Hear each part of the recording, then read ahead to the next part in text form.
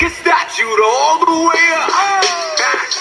We all the way up. And we're all the way up. Shoot all the way up. E37, we all the way up. Tell me what you need. I will also sustain the tents of Judah first, that the glory of the house of David and the glory of the inhabitants of Jerusalem do not magnify themselves against Judah. Throwing up the phone. Throwing up the phone. In the air just to let them know. Me and my Hebrew tribe throwing up the phone. Throw your tribe in the air just to let them know. Me and my Hebrew tribe throwing up the phone. Man, it's Hebrew swag, man, is out of here. Flying in the air through the clouds like a chariot. Go to the store to buy this, they don't carry it. The heathens come down to the hood, we don't let them in. Spend all of my time with my people, though. Here's another extra fly song, hit the dance floor. Know what Judah and we starting all the trends. It's an Israelite at the door, but just let them in. Look at this brew, extra fly, man, he just to kill. No, we not Candy Rain, but we're so for real. Hell be the first place they throw the phone. Put your hands off in the air just to let them know. Throwing up the phone. Throwing up the phone. Throw your tribe in the air just to let them know. Me and my Hebrew tribe throwing up the phone. Throw your tribe in the air just to let them know. Me and my Hebrew tribe throwing up the phone. Yeah, it's the year, what's the hold up? When you hear the Yahoo and see the foes up, make all my people two-step in this. Shoot a block folk tribe, yeah, we rep with this. I got my SIG on me, but on the low, I keep it cool. Old school gang, speak not to a fool. Never compromise, cause I play by the rules. Fear of Yahweh, so it's like I don't abuse. Yeah, so folk tribe, get a playback. Northern Gate, West Bank, first to say that. Fake Jew, cocksucker, we don't play that. The first city with the foes on the map. Hands on Hebrews with the strap in the back. And when it comes to the spirit, we stay on attack like King David and his sons. Folk tribe where we from. Ain't a thing built a kingdom from a crumb. Righteous, you can keep your priests and your nuns. Melchizedek, you the king and priest. Crown the lion of Yahweh, I through him I speak. Throwing up the phone. Throwing up the phone. Throw your tribe in the air just to let them know. Me and my Hebrew tribe throwing up the phone. Tear the flow up, throw your force up, froze up, about to blow. Party till we fold up. Dedication to our king and the nation. We at the feast, eating good old place. I'm a Shiaki, I was shot, no patience. Brothers falling off, no patience. Sick against the laws, he's Satan. Talk about the royal laws, you break it. Looking good like a vacation. We the real Jews, no fake. Jeremiah on his way, location. You it big in the heart of the nation. Throwing up the phone.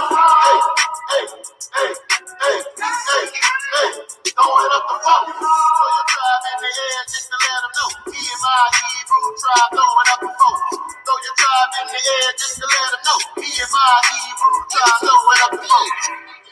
Just to let them know. Me and my Hebrew tribe throwing up the phone. Just to let them know. Me and my Hebrew tribe throwing up the phone.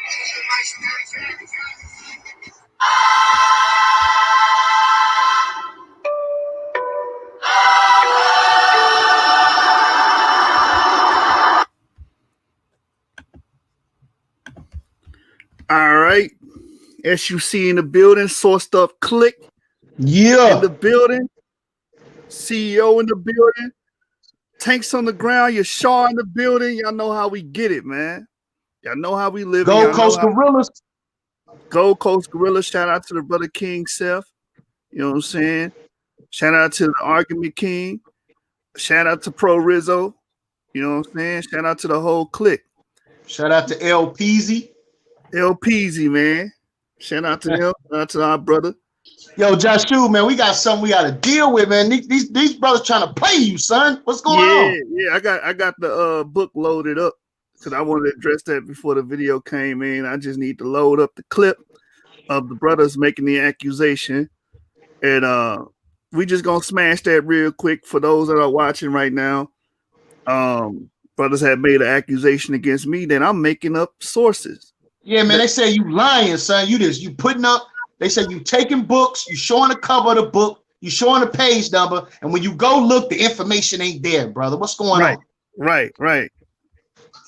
Hey, that's funny. They giving me that accusation. But they Lord and Savior, Garfield Reed does that all the time. Right. You know what I'm saying? And we're gonna show you in this debate that we're gonna review tonight, under the fair right. We're gonna use the fair use law under section 107 copyright. So just in case they try to flag us, you can't flag us because we have a right to review and criticize according to the United States law. You understand? And that's what we're gonna do to this footage that took place in Sonetta. But you claiming that I'm the one making up information, but we're gonna see that y'all Lord and Savior Garfield Reed. He is the absolute master. At that, brother. The absolute master, brother. It ain't nobody higher than that brother when it comes down to that. Yo, let me drop a couple of bombs on that. Yo, hold on. Let me find this clip, brother.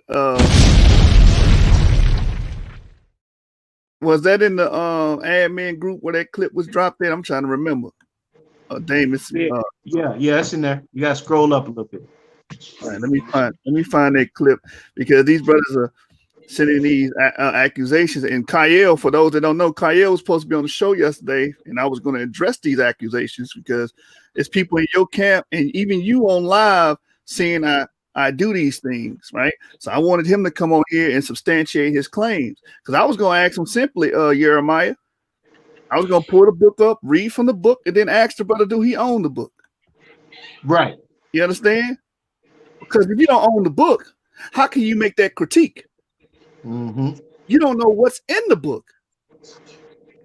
Just showing how disingenuous these brothers are and how evil they are. You know what I'm saying? To spread a lie and a rumor real quick that's not based on anything. But I'm used to you niggas. And how low they would stoop to try to achieve some sort of advantage. Right. This is how you got to get points. You can't get points in the ring because all you niggas is scared as hell to come over here and debate brothers, man. All you niggas, from the top to the bottom. All right, I found it. I'm trying to get that clip too, man. It's like a 2 hour something. It's loading up, man. It's taking forever. Just that one little, to splice that one little part out. Yeah. I'm trying to splice it now, man, but it's just taking forever to load up. All right, so I gotta download it, then I gotta upload it into the program to slice it. Oh, that's cool. I got the minute marker on my phone, so I can just go straight to it today. And we can do that for another time. I had it on, you know what I'm saying? Yeah. I'm gonna upload it. It'll be in there before your video up. Okay, yeah. You know what I'm saying? Hey, shout out to Mikael, brother. Hey, you know what I'm going into today, Mikael? You know why I'm calling Garfield the toilet scholar. You understand? He is the toilet scholar for a particular reason. And right after I address this allegation and this claim that brothers are making about me, we're going to see who this really applies to. It's really applicable. I don't think you're the only one making that claim, brother. What are you talking about? The claim I don't think you're the only one making that claim that he's a toilet scholar. yeah, you're gonna see where that came from, the origin, man. We break down the origin. We break down the origin of the Hebrew Israelites. We breaking down the origin of you pseudo scholars over here too, man. Shout out to D-Red in the building. You know what I'm saying? Always keeping it real. The blue collar scholar, you know what I'm saying? Dropping jewels everywhere he go, all over YouTube. You know what I'm saying? He all over. The brother over there, the brother, you know what I'm saying? Albo's group everywhere. This brother, man, dropping science. So respect to the brother, to Big Bro. And he repping the source fully. Understand that. Yeah, man. Yeah, man. The brother put on. The brother been putting on. You know what I'm saying? D Red had a lot of stuff behind the scenes as far as, making sure this thing stay afloat, you know what I'm saying? And giving us Right. advice and all that, bro. So man, we appreciate you, D Red.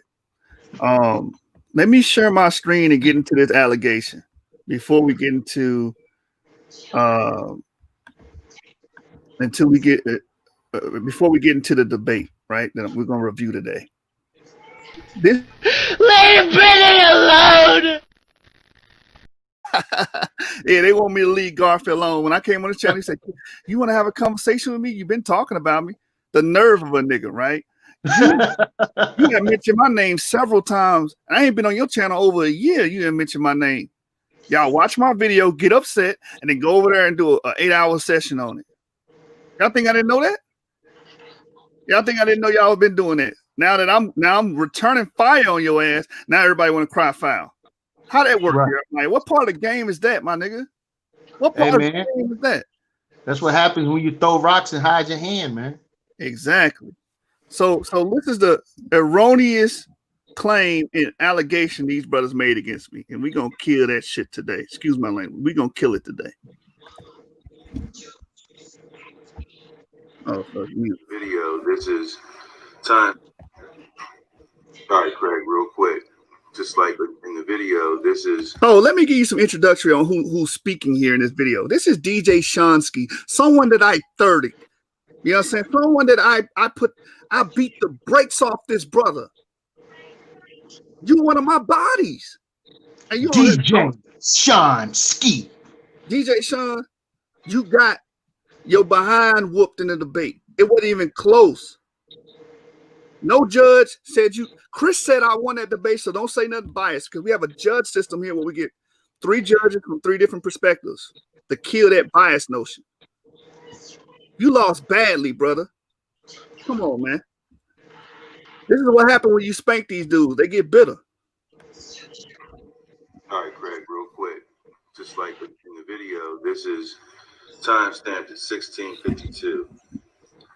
This video here, Garfield and the Dagger frauds die again. And Judge Schubert's talking about evidence that the Jews were present in Western Africa. And he gives the source. The source is The Jew in the Medieval World, a source book by Jacob Rader Marcos, page 337. It says Rabbi Samuel Hab Levi was appointed prince in the year 487, 87, etc. There were pretty much Jews in Western Africa, North Central Africa. When you go to the source, Craig, to page 337, and this is the book, The Jew in the Medieval World. It's not there, man. Page 337 says nothing with the source that he even cited. So y'all heard the claim here on the source. So if I go to 337 in the book that I purchased, it better not be there. According to them, it shouldn't be there because I'm gonna let y'all know what the problem is. You niggas broke. You niggas broke. You don't buy your sources. You don't buy books. I buy my books. You online searching for PDFs and free PDFs. And I know the brother. Hey, you star, you gotta mute your mic, bro. My bad. I thought I was muted. I know the brother that y'all going to for free material. That's your problem. You got these bootleg sources. Y'all go to the brother, hey man, can you find this source, man? You know, because we ain't got $10. The book only $10, $20, Jeremiah. Come on, man. Hold up. The book is only $10, bro? It's about $10, $20. The book and the physical book, if I remember correctly, bro. You know what I'm saying? And these brothers, boy, y'all hustling with no. What's the saying? They hustling backwards, man. Backwards hustling, man. All right, y'all can see on my stream.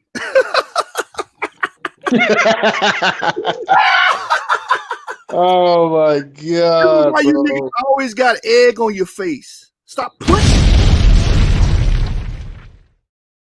playing with me, bro. I pay for my books. I work hard. Everybody know what I do. I'm a service tech, and I do it at a high level. And the Lord made it where I can make some SS cash to actually study and get source material.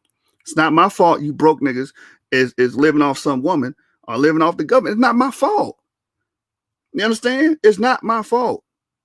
But as you can see at the top, this is from Google Play Books, right? This is from our Google Play library, which I have 200 books that I own. You know what I'm saying? I don't have to try to hustle for fake PDFs or bootlegs off the internet. I just go purchase it. So DJ Shonsky and the Dagger frauds, you got killed, man. Here it is right here. Now, they said this is not in this book at the page that I cited in my presentation. DJ right? Shonsky. Y'all throwing out allegations that don't work. We got a voice over here. All I gotta do is go live and expose you niggas, man. And all y'all do is exhibit fraudulent behavior. You notice that, man? These niggas, all y'all do is behave yourself and perpetrate frauds, man. As fraud. Right. And we constantly cutting y'all. And we're gonna keep cutting y'all. You know what I'm saying? Till y'all step in one of these rings, man, and I take your money. Because hey, look, we put this high stakes over here, brother. I want to take you niggas' money. Prove you're a pseudo and take your damn money. How about that? I leave with your pride. Hey, I'm leaving with your head and your pride, boy. But anyway, this is the book right here, The Jew in the Medieval World, a source book, 315 to 1791 by Jacob R. Marcus. You see that? And page, you see that at the top? 337. Everybody, am I making this? Did Yashub conjure this up? Did he make this up? As you can see, it's on the page that I quoted. Rabbi Samuel Ha-Levi was appointed prince in the year 4787. That's 1027 Common Era. And he conferred great benefits in Israel, in northwestern and north central Africa, in the land of Egypt, in Sicily, and even as far as the Babylonian Academy in the holy city, Jerusalem. Now, can y'all clearly see that's on the screen? What y'all gonna say next? That this is all Photoshop? Let me show you something, because you niggas just make up any goddamn thing. Let me go to the title page to show you that this is the book. Y'all see that? This is the book I own. I own the physical and the digital. The Jew in the Medieval World, a source book, right? Jacob Rader Marcus. I don't gotta lie about nothing. It's you niggas that don't got the money and resources to pay for a $10, $15 book. That ain't my fault, man. That's not my fault. DJ Shonsky. You know how you got the pole hustler, now you got the pole scholar, man. You niggas is poor, man. It's not my fault, man. Get a skill, man. Like there's nothing I can do for you, man. Go get a trade or something, man. Stop playing with me, man. Broke ass niggas. Anyway, as y'all can see, that was thoroughly debunked. That was thoroughly debunked. So stop playing with me, because all I got, you're gonna have to explain how that happened, because something did happen, family. I want the brother to elaborate on why when DJ Ski went to the page he couldn't find it. Go ahead, explain that, Joshua. All right, as you notice, I put on the screen that I have the revised edition, the latest edition, the one that you have to pay United States dollars for, U.S. currency for, not the bootleg version he got. They got an older edition. Well, see, when you get these PDFs, you get an older edition, and this is how they doing it. They got a brother, so I ain't gonna put him on the spot, you know what I'm saying? He's going to school right now, and he has access to a lot of PDFs and journals and stuff like that. So what they do, what these broke scholars do, these poor scholars do, these broke ass niggas do, they run to him, this one brother that's a part of the Dagger frauds. They run to him and be like, hey, man, can you find this source for me? Can you find this for me? The problem with that is you getting a bootleg version, or a version that's not up to date. You know what I'm saying? So they went to the version that was not up to date and went to the page number in that version at 337 and said, oh, it's not even in there. But if you even go to that version that they had, that free version that they leached off this brother, it's on page 299. So when you have different editions, you have a different numbering. Anybody knows that. Anybody that studies, and does this shit for, excuse me, I'm sorry, y'all, that does this for real, they know if you got a different edition of a book, that pages may end up on another version. Now, this happened to me years ago. Garfield, you did the same thing. And this is why you get no respect over here. You said I made up a page in the book of J.A. Rogers' book, Nature Knows No Color Line, when he talks about John Bigelow and the Negroid Jews. You said that's not even in the book. And he based that on what? He got a free copy online. He went and bootlegged the man book. Can't even support a black man. That book, $10. That book is $10, man. You niggas ain't got $10. I must be hurting over there. You know what I'm saying? Well, then again. All right, man. So listen, check this out. I want to issue a challenge. I want to see, and everybody that's watching, man, you know what I'm saying? Just hear me out. I want to issue a public challenge. I want them brothers to take that same video clip and make another one and go to the what's the correct page number? On their bootleg, $2.99. Yeah. All right, so I want them to go to page $2.99. Yeah. Yeah, I want them to go to page $2.99, and I want to see if they're going to be honest, if that information is actually on page $2.99 instead of the 300 page that was cited in the other edition. Let's see if these brothers can be honest and acknowledge that they made a mistake with this false claim. Right. But on the other hand, the allegations actually stick to y'all. Because Garfield, you don't cite sources. You went on there against Anonymous Hebrew and pulled a bunch of slides up with no citations on the bottom of them. So who's really making Sugar Honey Iced Tea up? Who's really making it up? And I got the page from the bootleg edition that y'all got online for free because you niggas broke.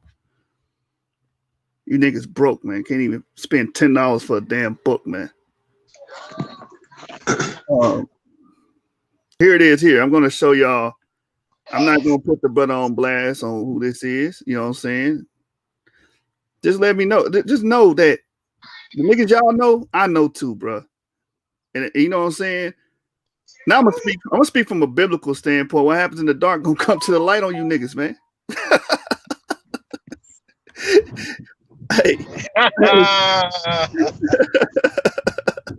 Hey, D-Red said pull up the Nature No Color line because now I own the digital copy as well as the physical copy. At the time, I only owned the physical, and I had to take a picture to defend my damn name. I had to highlight the portion where it talks about the Negroid Jews in Jamaica, right? And take a picture of it and send it to a damn Facebook group because he went on his damn YouTube channel and told everybody I lied. But hold on, though. How do you have a source, right? How do they have a source and say that the information that you presented is not in there, but then you come back and you actually present and show the information being in there? I mean, it's one thing to be broke, you know what I'm saying? Shit happens. It's another thing to be lazy in scholarship. You don't have to do nothing but open the book and read it. That's all you got to do. You mean to tell me that you don't have the honesty within yourself to be able to just read the information to see if, I mean, the chapter, if you would have just took the chapter that Yeshua presented and then read that chapter all the way through to get an understanding of what's being said, then you wouldn't even have made that video and embarrassed yourself like that, right? Yeah, man, that's I got you scholarship. Right. My Right. bad, And look, D-Red is saying exactly what he just said. D-Red said what it's showing is that they haven't read the material. How you gonna critique something? Mute me out. Mute me out. I can't mute out. Okay, I got you, brother. Excuse me. What it's showing is you brothers haven't read the material, just like D-Red said. How you gonna critique something you ain't read it? Before I criticize a source, I'm gonna go look at it. Check it out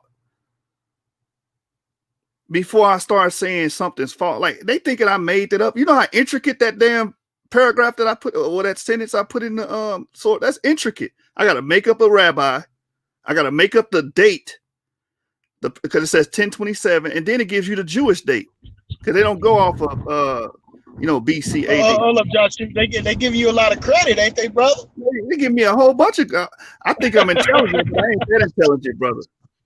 I'm not that intelligent. I don't think I'm that skilled. They said I just made it up. So I got the actual edition that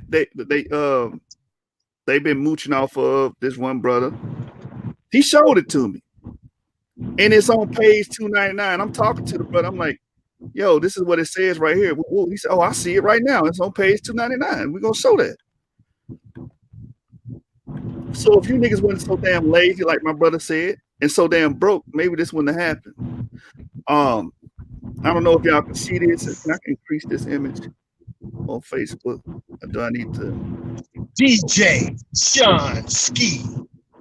All right, so there we go. Boom. Do you see the top?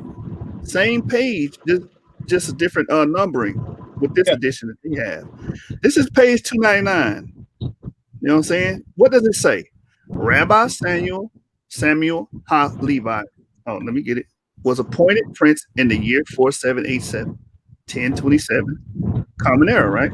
And he conferred great benefits on Israel and Spain and northwestern and north central Africa and the land of Egypt and Sicily, even as far as the Babylonian Academy and the holy city, Jerusalem. There it is. In the damn book, they claim it wasn't in. In the version, they claim it wasn't in. Oh, it's not even in now. Man, you guys are dilettantes. Shout out to Pro Rizzo, man. I'm glad you gave me that word, man. You increased my vocabulary with that one. I needed that term. Let's get that. What is a dilettante? I already got it pulled up. A person who cultivates an area of interest, such as the arts. Person who cultivates an area of interest, such as the arts, without real commitment or knowledge. You niggas fit this definition to the T. Because you're not committed to this. You're not going to spend the hours late into the night researching this stuff and formulate these arguments. You're not going to spend the money it takes to get all these damn books. You're not going to do it. You're not going to do none of the stuff we do over here. You niggas is dilettantes, man. You don't have the commitment nor the knowledge. Because if you did, you would have never made that damn claim, an assertion, an allegation against my character. Period. Right. And that's also not an attack on your intelligence. That's also an attack on your integrity in your character. You niggas suck as people, man. Dilettante. That's what you niggas are, man. Now that we got that out the way. Oh wait, but D-Red wanted me to show what Garfield said I was misrepresenting years ago, and I called the show to defend my name and my honor, Jeremiah. And while I'm speaking to the brother saying, "Hey, you lied on me. You need to, retract them statements about me making up what was said in Nature No Color Line." James hit me up to say, "Hey man, nobody can hear you. We hear Garfield, nobody can hear you." This nigga muted me and let me have a conversation with him on his channel. And I can't give, no one's hearing what I'm saying. No one's hearing, hey, you made that up. I took a picture of the actual page. You need to show the people that you lied on me, man, and retract that and say, no, that's not true. The brother didn't do that. Hold on. Serious, bro? He made you have he was talking to you, but had you muted. Yes, they could. Nobody else could hear what I was saying on his show on Dagger Squad. You know what I'm saying? So it's like no one could hear my side of the story, bro. That brother loves controlling the narrative. He loves to lie on brothers and create, these wild allegations. And then when it comes to trying to go over there and defend yourself, all you're gonna do is mute you. You can't say nothing. You can't even say, "Hey, man, that's not the truth. That's not what happened."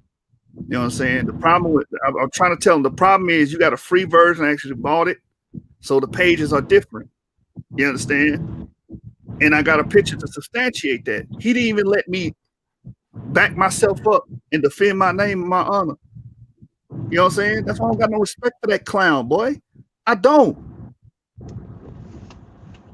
bro. You's a dilettante. Now, let me pull this up. You want to speak on that while I try to find this passage? And Jacob knows no cut a line. Jeremiah. Yeah, man. Look, the thing is, man, because I asked the brother that came on the show. You understand? I asked the brother that came on the other day, like, look, we have to clean up the dishonesty and this so-called conscious community when it comes to historical information. Why be dishonest about it? You understand? If certain things are being cited and you know it's being cited, instead of being honest and say, well, yeah, well, that's a source right there, but I have a source to counter that or to combat that, or this has been disproven later on, you know, we can deal. But when you just flat out act like the information ain't there, you're just going to run in the spirit of ignorance. How does that benefit the community? I'm asking you that's watching. How is that beneficial to us, man? It's not. You don't care about the community. All you care is about pushing your narrative and your hatred, your extreme hatred that you have for Hebrew Israelites. Why? Why? What have we done as Hebrew Israelites to you that make you hate us so much? Right. You understand? We were living in Africa. We were living around other tribes, right? You don't want to be held responsible for your ancestors. Why are you trying to hold us responsible for ours? Even though we take it on the chin. We take the mistakes of our ancestors and we publicize them. Exactly. That's what you Negroes don't do. You want to try to create some damn fantasy land as if your ancestors was all great and it was a utopia. Everybody got along and we all helped one another. That's a goddamn lie, man.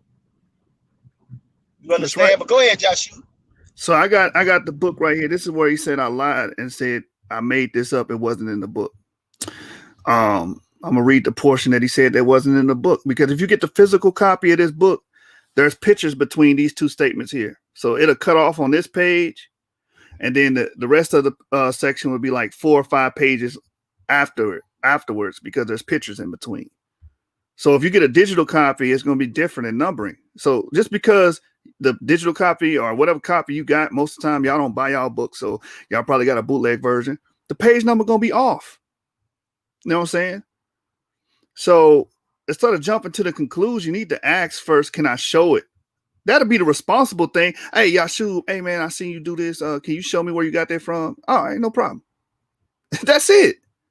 You go on the internet and try to propagate a narrative that I'm making up information. But really, in reality, you projecting, brother. Garfield, you make up information all the time. We didn't caught you doing it. We got clips of you doing it. You understand? You just pull it right out your damn ass, man. I don't do that, bro. I take the time and energy that the little bit, because people know me. I'm accustomed to working 12, 13 hours a day, and I still go out here and research and spend time reading.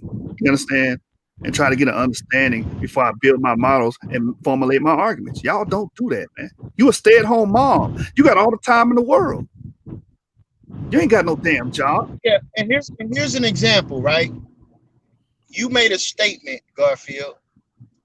You made a statement saying that the West Africans stayed in West Africa without any new addition of DNA being inserted into the community for 10,000 years. That's a statement you made. And then 5 minutes later, your brother disproved what you said. Yeah. People that really research know that's a farce. It wasn't no large communities of nobody in sub-Saharan Africa before 4,500 years ago. Let's talk about it. We can have a conversation about that. But man, that's for another time. Let me read this because we ain't gonna never get to the debate, you know what I'm saying, that we want to review and bring out. I'm just gonna show you that this dude's a dilettante, man. So this is the section he said that wasn't in there. So dark were the Jews, especially of Portugal and southern Spain, that many whites thought all Jews were black or dark. This belief, said Barbault, shows what an error most people are in, since he says the German Jews, as for example those of Prague, are white as most of their German countrymen. Many of the Jews who were banished from Portugal, here it is, this is the part he said that wasn't in here, by John II, settled in the West Indies. John Bigelow, who visited Jamaica in 1850, saw the descendants of these Jews and says they were Negroid. He said this whole paragraph was not in the book. You guys can clearly see I have the book. I purchased the book. That's the problem. Y'all ain't buying books. You're online scavenging for free PDFs. As you can see, this is in my library. I purchased this. I purchased this book and all these books you see up here. I purchased this 201 books on my Google Play. It's not my fault that I'm actually dedicated to this, and y'all not. Y'all perpetrating a fraud, man.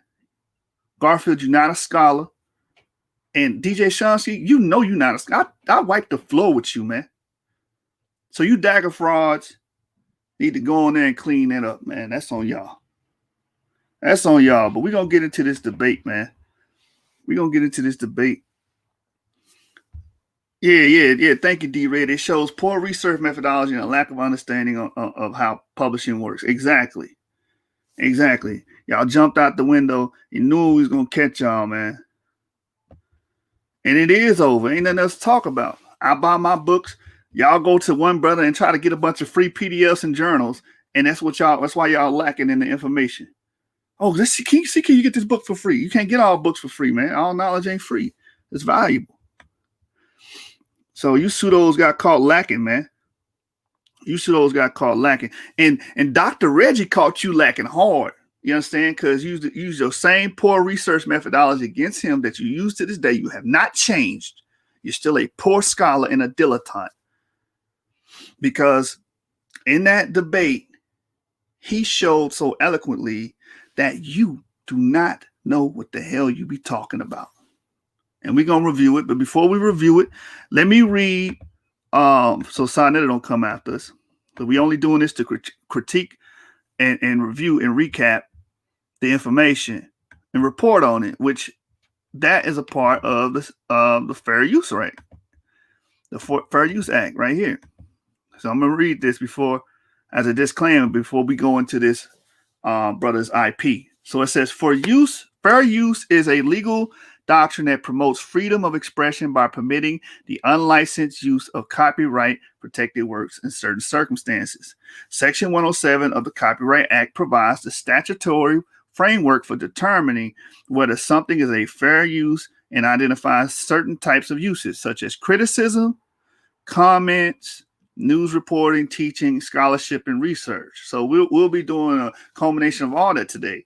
We're going to be giving our critiques. We're going to give it comments, you know what I'm saying? And we're going to be dealing with the research and the scholarship. That's what we're using this for. So if these girls try to flag and say, oh, well, this Sonetta footage, we are in our right to use this man's footage because we are commenting and critiquing. All right. So let's get to the first clip. The first clip is going to be dealing with why I labeled this video Garfield, the toilet scholar. And shout out to Mickey A.L. He knows about this because when this first happened, Garfield's name was ringing in these streets. You know what I'm saying? Brother Michael Arrows made a clip and took the snippet and sprayed it across the internet of you doing this thing, man. What you did in this debate. And that's how you earned your name, the toilet scholar. Because you're full of crap anyway. Might as well. It fits you well, man. That moniker actually fits your persona, your internet persona, Garfield. So let's get into it. But that's just how it goes. You got these ads. Right? Let's just go. But the fact of the matter is, we don't know what Nat Turner really looked like. We don't know what Equiano looked like. You can't use that as an argument in this type of work. You can mention it, but it's not an argument at all. I don't think so, right? Yeah, because Garfield's trying to, make it seem like this character is not true, or Alula Equiano is not real in this argument, or he's a made-up persona. You know what I'm saying? And he lived in North Carolina. And he never was in Igbo land. Like, this dude was make these crazy, outlandish assertions, just like pseudos do all the time. You fit the character of a pseudo, man. You are a pseudo, bro. Now, you can listen to this. Watch this. So in the middle of the debate, look what Garfield does.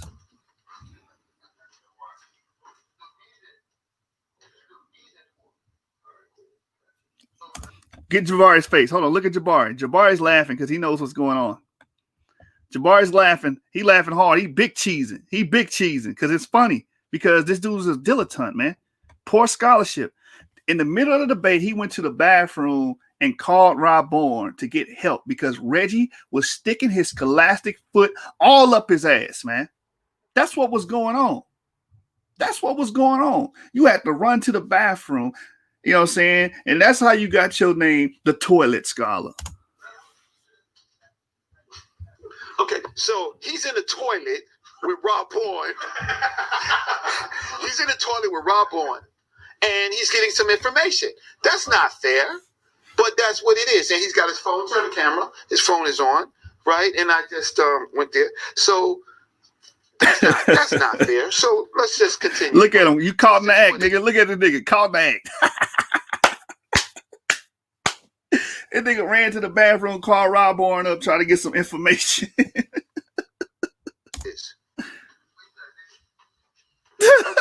so let's continue. Right? That's not fair scholarship at all. Right? Tell him, Reggie. Okay. So let's just talk to that nigga. Everybody knows right then and there that's a technical foul in any type of scholarship game. So, brother, retire your hat, right? You told that nigga to retire. You supposed to been retired. When this was published, man? When this come out? 2017? Yeah, Garfield, why are you still doing this? Didn't Reggie tell your ass to sit your ass down somewhere and retire? After you didn't pull this stunt, you didn't went to the bathroom. Brother was putting the beats on you, and you went to the bathroom and said, Rob Bourne, please help me. I don't know what to do.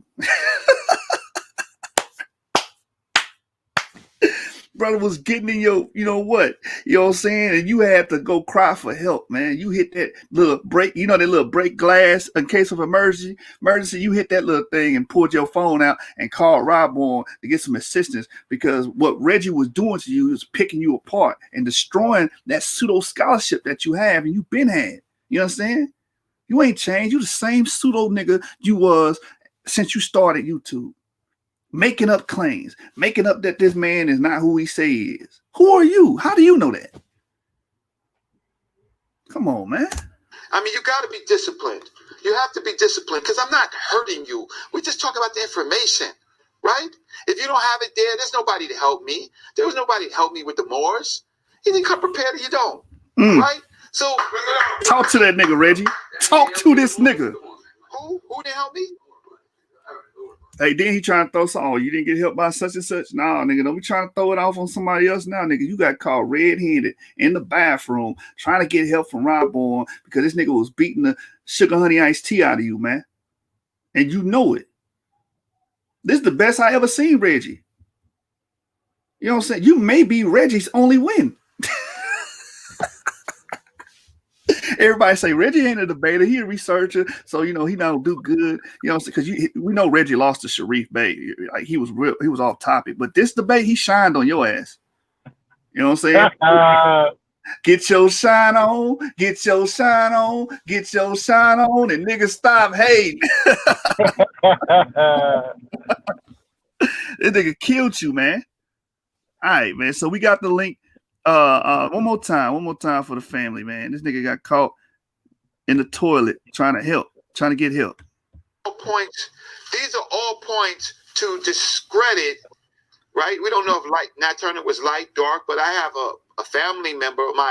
Nat Turner is in my family. My uncle Alfred married Nat Turner's great-great-granddaughter, Ruby Turner. You can look that up. You heard Sonetta? He said people are calling him, helping him out. Y'all heard that? People are calling him, helping him out. Really? They run that back, man. You trash. Garfield, man, you trash, man. This man was right. You need to hang it up. All right, listen. I got as loud as my. No, I don't. No, let me bump this thing up. There we go. These are all points to discredit.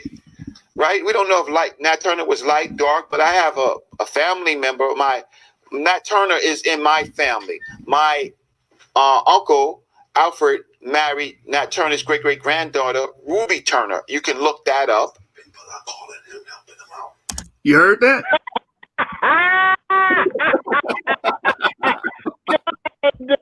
Play it again, man. God damn, man, that is terrible, man. To discredit, right? We don't know if Nat Turner was light, dark, but I have a family member. Nat Turner is in my family. My uncle Alfred married Nat Turner's great-great-granddaughter, Ruby Turner. You can look that up. People are calling him, helping him out. Right, that's fine. And so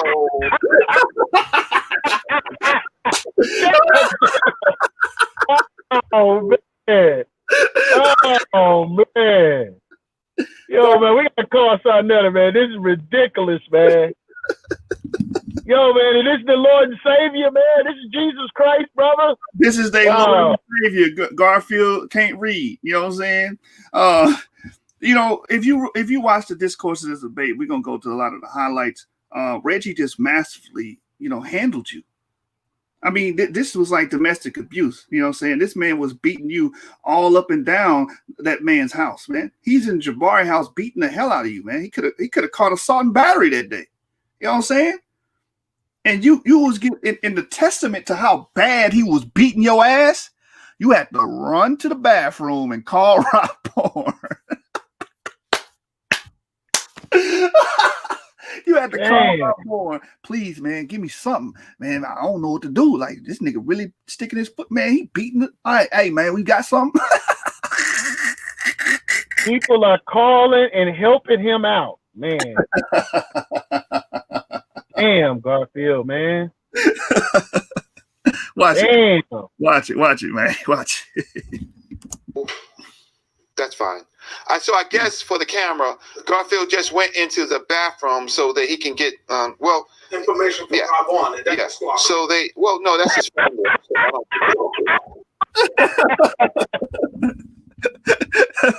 Caught in the act, Negro. You got caught in the act. Yo, man, rewind it a little bit, man. He said when Reggie was breaking it down. What is he doing, Reggie? What was he doing, Reggie?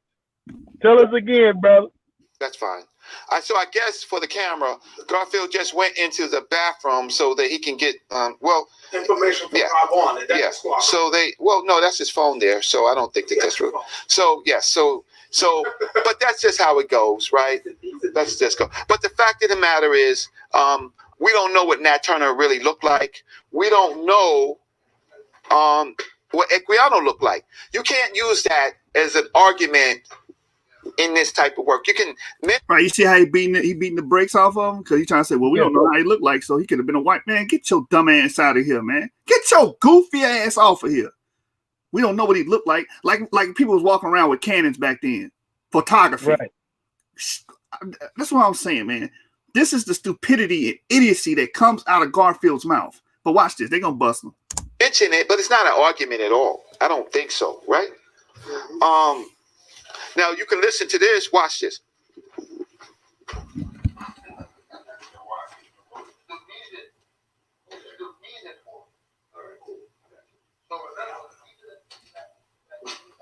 Okay, so. Oh my God!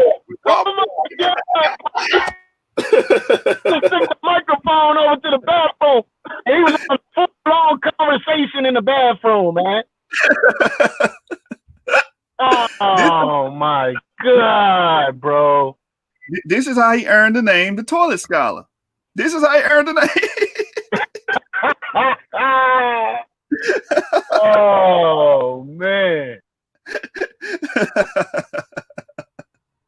Yo, man, Reggie took the microphone over there. Yeah, let's just check it out, man. And yeah, man, I met Reggie, man, in the flesh, man, at the when Polite was going against the fake Jew Rabbi Rosenberg. Harry, yeah, Rosenberg, man. Yeah, I met Reggie at that thing, man, and you know, he's a cool dude, man. But this right here, unbelievable, man. This is. Hey, man, this on Sonetta, bro. You know what I'm saying? You can't get mad at us. It's already out there, man. Toilet Scholar, man. It's embarrassing, man. Hey, Joshua, that never happened to me in no debate, bro. I'm telling you straight. You didn't go to the porcelain for some help?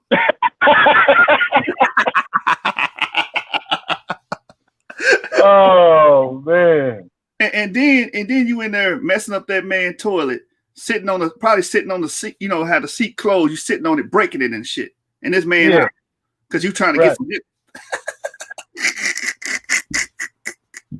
All right, let's play it one more time. Points. These are all points to discredit, right? We don't know if Nat Turner was light, dark, but I have a family member. Nat Turner is in my family. My uncle Alfred married Nat Turner's great-great-granddaughter, Ruby Turner. You can look that up. People are calling him, helping him out. Right, that's fine. And so that's fine. So I guess for the camera, Garfield just went into the bathroom so that he can get Oh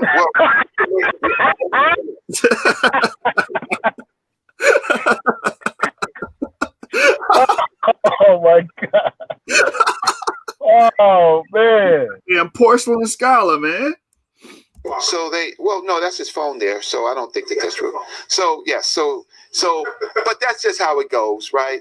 Let's just go. But the fact of the matter is, we don't know what Nat Turner really looked like. We don't know. And as everybody see, we're critiquing and commenting this video, so we are well in our right to do so. This is the fair use that we're employing here in Section 107 of the Copyright Act. So we are able to watch this man's footage and comment and critique. That's what we're doing here. What Equiano looked like. You can't use that as an argument in this type of work. You can mention it, but it's not an argument at all. I don't think so, right? Now you can listen to this. Watch this.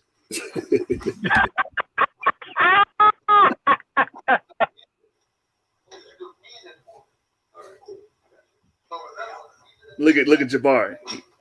Okay, so he's in the toilet with Rob Boyd. And he's getting some information. That's not fair, but that's what he's got. His phone is on, right? And I just went there. So, yo, man, I gotta see when this guy come out, man. I gotta see when this guy come out. That's what it is. Oh my God, man! Look at him, man. Right? That's not fair scholarship at all, right? Okay. So let's just continue because everybody knows right then and there that's a technical foul in any type of scholarship thing. I mean, you got to be disciplined. You have to be disciplined because I'm not hurting you. We're just talking about the information. No, I disagree with that, Reggie. I disagree. You are hurting him. You beat this man to submission. You made this man. All right, come on. Hey, CEO. My bad. Go ahead. You made this man go to the bathroom and seek help.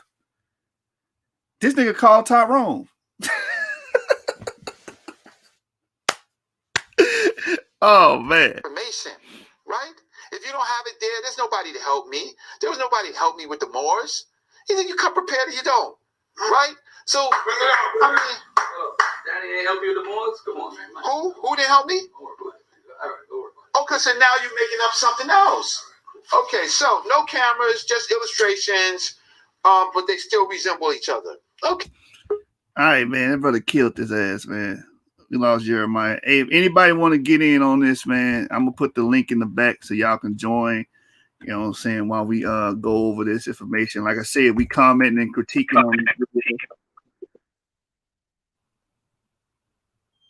Are we they take it off YouTube? Are we off YouTube? Nah, we still good. Yeah, I just tried to share the link to YouTube, and it says YouTube rejected your comment. This is fairly common when sharing a link. You may need to share the link another way. Why is that? Let me try again. See if it happens. It happened again. But we still at 36 live viewers. Hey, we well within our right to comment and critique on something. So if y'all flagging our video or going against our video, that's a violation of our rights. You understand? And we will repeal it through YouTube.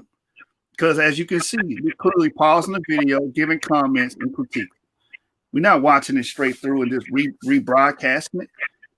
You understand? Because we had 37 views. For some reason, I cannot comment. Hey, Jeremiah, just get some commentary real quick while I check the YouTube, make sure it's still up. Okay, come on. All right, man. So here's the thing, man. Like, even Garfield, Brother Reggie knows that that's a complete violation of any engagement in debate, that somebody calls you who's not in the debate, or you reach out to somebody who's not in the debate to get additional information. What part of the game is this? Why here at the source, we have rules and regulations that debaters are supposed to adhere to, man. You can't call somebody to get some help during a debate, man. These guys face to face, you leave the room with your laptop. What part of the game is this? You understand? These brothers was using these tactics during the Kemet on trial, going into Google and trying to rebut Google searching. You can't, man, listen, man, you're supposed to come in with your source information and come in with what you have. You don't get to Google something in the middle of no debate, man. And this guy took it to another level and called somebody else. What part of the game is this? What rules of engagement are these brothers under, man? You can't respect that, man. That is super disrespectful, man. Super disingenuous, okay? And it shows flawed and weakness in your research and study, because you're not efficient enough to come with the information on your own. You didn't even take out the decency to write down some of these things and be prepared. You have to be prepared when it comes to this. All right, so I verified. Yeah, great point, brother. I verified. We still are live on YouTube. I don't know why it's not letting me show a link to YouTube. I try to drop it in my channel. Hopefully y'all can see it, but I don't know why I won't share the link with y'all. I think the link is there though. We have a link. It's already in the chat. It's already in the chat? Yes, under after Royal Prince. Hey, shout out D-Red. Garfield is 0-2 in debates. You lost to Reggie and you lost to me. You was a loser, man. Let's see what else brothers is talking about. Let me stop sharing my screen. Analyze this.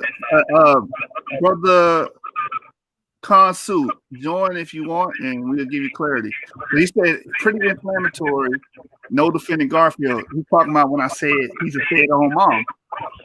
Well, I mean, if you go to his channel, many of his insults are pretty inflammatory. Would you agree? Right. This man came on our show and told Mikael to tell God to give his legs back.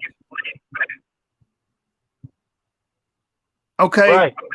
So please don't give me no moral lecture and say that what I'm saying is too overboard.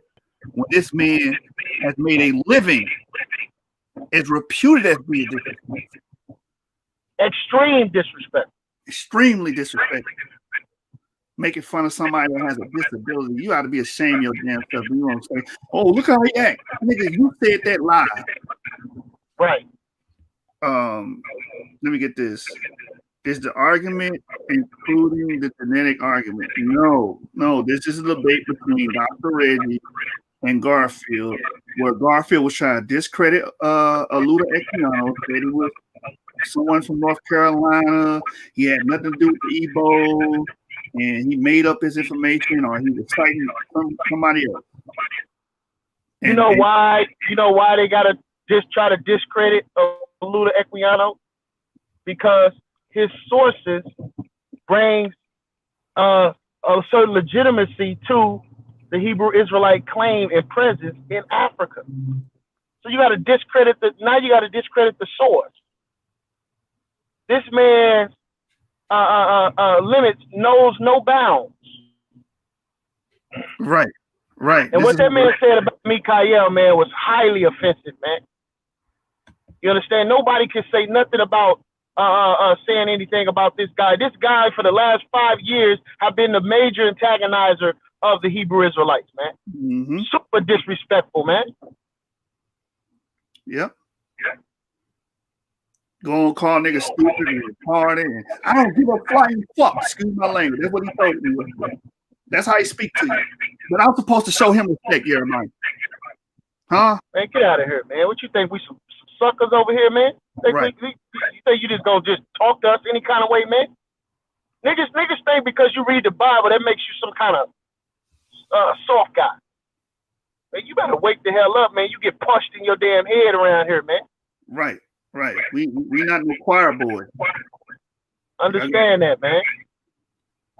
You know what I'm saying? What Christ say is the son of man in soft raiment. You know what I'm saying? Right. We got that soft garment on, brother. We're not in the king's house. Where you from? We from where you from, man. So keep right, it in. man. We're not. Let me make this clear.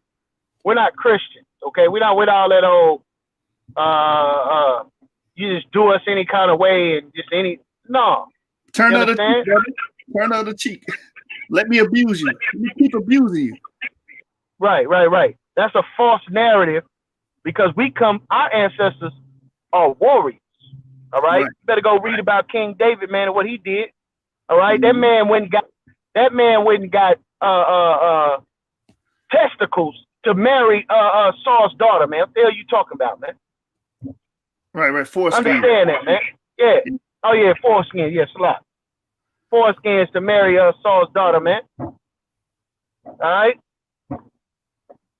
That narrative is a false narrative, and I blame the Christian church for that. Me too. But get it twisted because you have some Christians that were warriors as well, man. So that's a false narrative, man. Right. I yield. Yeah, man. You got the we ready to talk about them all the time. The deacons and defense. They was no joke. Right. Them boys were strapped up. They was ready to kill something. Right. So I'm not talking about our brothers. I'm talking about those Joel Osteen. Okay. That's what I'm talking about. All right. Right. Oh, Father God, just love. You out of your damn mind. You gonna get a foot in your ass, punk. You keep talking crazy. Right. So when we clap back, don't sit here and try to criticize. Because what I'm watching on their channel, what's crazy is all his followers be like, oh, why are they acting like that? Brother, did you not see how Garfield carried himself for the last hour? All this man stupid, started cutting them off, disrespecting them, and each and every way you can, saying nobody give a fuck about him. Right. You can do that for a whole hour, and then when the man gets fed up, and then clap back. Oh, look, these Hebrews like discipline. Right. Man, honestly, anonymous Hebrew is one of the most disciplined Hebrews I have seen. He's like Ron Shield. He's just like Ron Shield. You know what I'm saying? Well-mannered. You know what I'm saying? He orates himself well. You know what I'm saying? You can't throw that jacket on him. No. Stop it. Now, I wanted to touch on something you said, brother, about why he wanted to discredit him. You know, Reggie, you said the same thing you said. Why he want to he said the same thing. So let me get my timestamp here. I took notes for this one. I took notes for this one. Best believe. Let me see what timestamp he said that. 1 minute and 30 seconds. So we're gonna go to it. I kind of don't want to share my screen and show the video anymore because of some reason I can't add comments. So y'all have to listen. Man, show the video, man. They got to leave us alone, man. We got to get that fair act where it's written out on the. We put that on the screen, man. Yeah, I read it. I put it on the screen and read it. Oh, okay, come. Yeah, we good. We should be good then, man. Why they messing with us, man? Hey, because they don't want this to come out. You already know the answer before you said it, brother. Right. All right. They resemble each other. Wow. They resemble each other. All black people look alike. You think a black man was Spanish? If a white man was drawing us or a Chinese person, yeah. We got the same phenotypes, yeah. Certainly. You know that Oliana Equiana never said anything about the Hebrews. What? I want to speak on what Reggie just said because there's a famous painting called something of the Magi, Return of the Magi, and there's a black king depicted in that painting, or one of the three kings is depicted, and people will say, well, he looks too European. He just looks like a black European.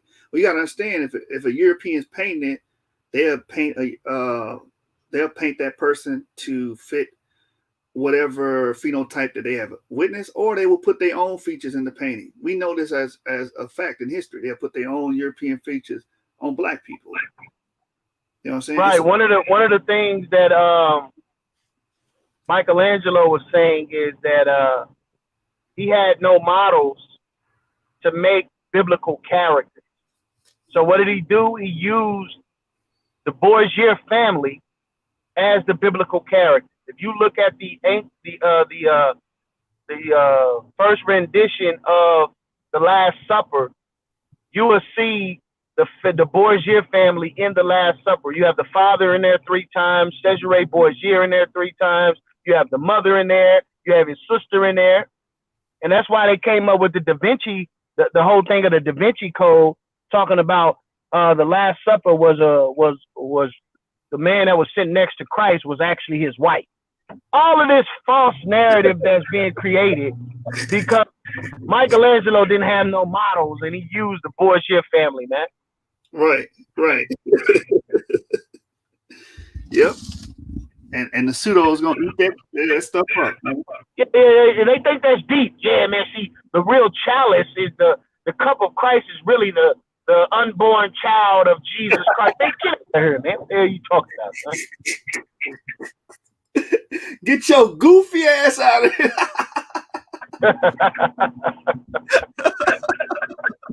Right. He said was, he quoted Dr. Gill. I don't think that review article you showed him from Harvard, I don't think you read his book. Watch this. All black people look alike. You think a black man was drawing the painting? If a white man was drawing it or a Chinese person, yeah. We got the phenotype, yeah. You know that Oliana Equiana never said anything about the Hebrew. That was. You heard what he said? Little Equiano never said anything about the Hebrew. This nigga is pseudo, bro. If you read his book, you know what I'm saying? I think 132 around there. He specifically mentions them, so I don't know what the hell this brother was on. This nigga is so pseudo that he contradicts himself and the book. He quoted Dr. Gill. I don't think that peer review article you showed him. Everybody, mute out. You got to echo. Somebody got to echo. Yeah, you got to echo.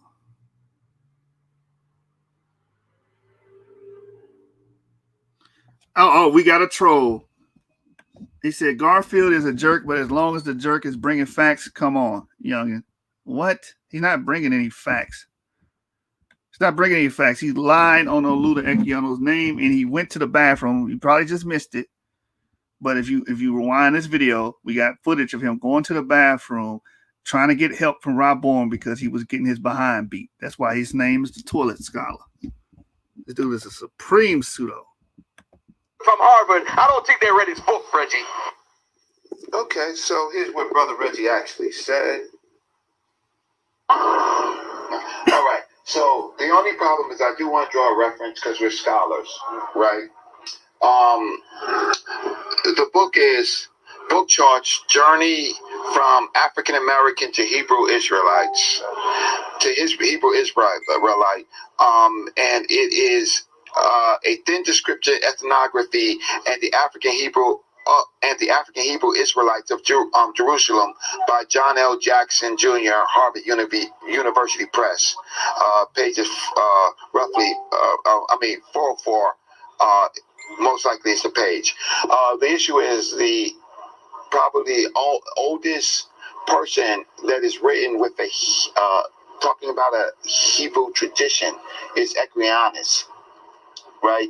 And so Equianus, and so the Hebrews will in fact have a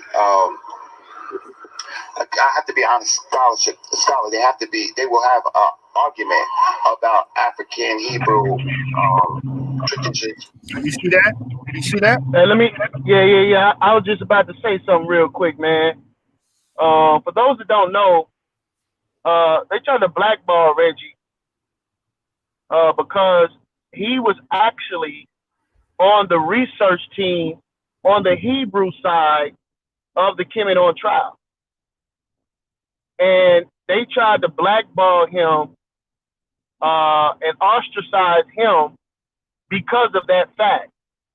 If you just listen, he said very clearly, you cannot be dishonest and not credit the sources that the Hebrews are bringing. You can't do that. And all praises to the Most High for this brother's spirit, even though he's not an Israelite, he don't come from that school of thought. He at least have the integrity to hold some sense of honesty when it comes to research, man. I yield. Right. He said, according to Equiano's work, the Hebrews have an argument. That's what he said. And Garfield would never admit that because he's pseudo. And he's a dilettante. Again, let's get what dilettante means. A person who cultivates an area of interest, such as the arts, without real commitment or knowledge. That's you, man. And Garfield displayed this all over this debate when he beat you. Man, it wasn't even close, Jeremiah. This wasn't even close. I'm going to pull it back to the first round. We're going to judge this. We're going to judge it round by round, you know what I'm saying, and give our critiques on it and comments. So again, we using the Fair Use Act here. We can do it because we are recapping, reviewing, and commenting and critiquing. All right, so we're well within our rights. Section 107 of the Copyright Act says so. I read it earlier. Because the book is peer reviewed. Oh, let me share my screen a different way. That way I can navigate and do other things on my computer. Let me share it like this, man. But yeah, man, with Garfield, shout out to the people in the building. Hit that like button. Subscribe to the Source Debate League on YouTube. You already know what's going on. And we got a debate this Saturday versus King Seth versus Lance. You know what I'm saying? Is the earth a mound, man? A mound shape. So y'all come through and show y'all support. You know what I'm saying? If you brothers from different perspectives want to judge, hit me up on Facebook. But anyway, let me share it this way. That way the tab will be only up. All right, there we go. And it is oral history. Well, the person that we need to talk about is Equianus. And I will find... Right, you talking about Africans? Yeah. And so I would say that what they say is basically the Hebrew is part of the long tradition of Africans in the Americas who have speculated both orally and in print about their links to ancient Israelites. In his celebrated 1789 slave narrative, Oluda Equiano described certain Hebraic customs that he said were practiced by his native people in West Africa, among them ritual circumcision.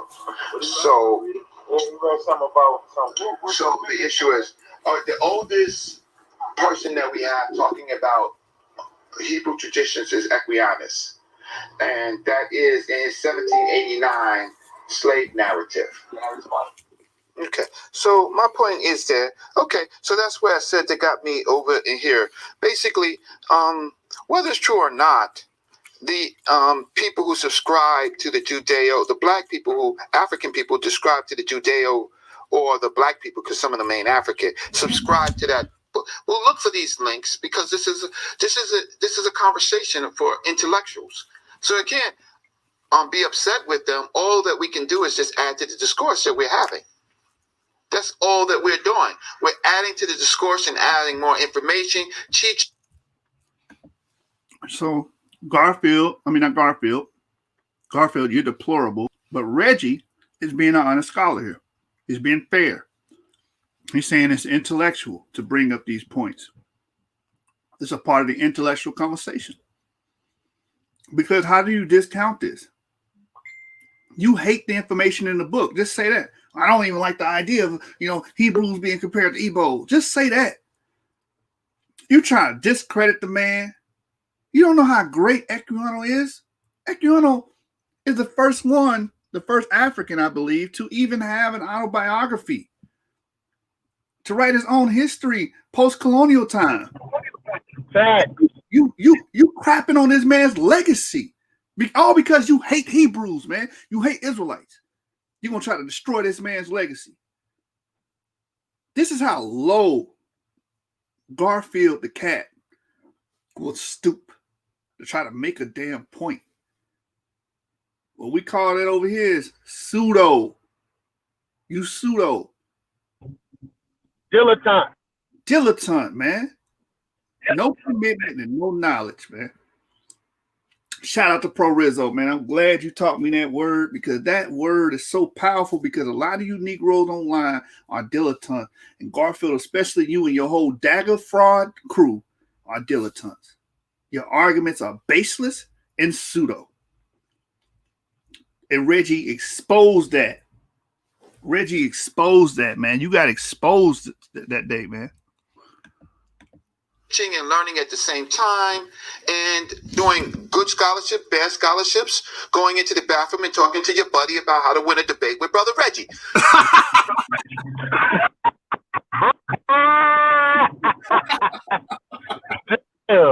Got him.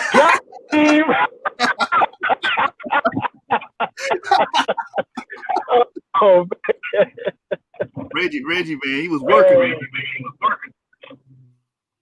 We're doing all these type of things in a discourse, some proper, some improper, right? The fact of the matter is that what's the minute mark on that bathroom? Hold up, Joshua. What's the minute marker on when he said going in the bathroom, man? I gotta pull that clip too, man. That was fire. Which one? You want the actual event? No. What he just said right there. That's all right. I'll find it. I got the whole video, man. I got it. I got you. A minute, 32 seconds, an hour, 32 minutes, and 45 seconds. To that, we'll look for these links, because this is a conversation for intellectuals. So again, be upset with them. All that we can do is just add to the discourse that we're having. That's all that we're doing. We're adding to the discourse and adding more information, teaching and learning at the same time, and doing good scholarship, bad scholarships, going into the bathroom and talking to your buddy about how to win a debate with Brother Reggie. We're doing all these type of things in a discourse, some proper, some improper, right? The fact of the matter is that they will have a argument. Yes, it's up to Garfield to prove that there is no relationship. He may very well able to do that. But what you don't do is you don't hide a book. You just don't you don't hide a book, or you don't hide a source. You put the source out there and you just deal with it, right? So they have a right, and we respect their right, and that's and it helps us. Garfield said, Reggie said we have a right to use Equiano's ethnic cultural similarities to Hebrews. Look, he said, Garfield, you has a right to discount this, but you must include the real book for the argument and investigation. All to be curious, to argue, to investigate. But so that doesn't make me a Hebrew enabler. What it does is make me an honest scholar. That's what it. Right, and you got a problem with Right. Garfield got a problem with honesty. Remember, he was on the video with Ngozi and said, "Ngozi, you're being too honest." What? How can somebody be too honest? Like, what's wrong with that? What's wrong with that? You want him to lie? You want him to be disingenuous? You know what I'm saying? You want him to just throw out pseudo allegations like you do? So you're doing it on purpose.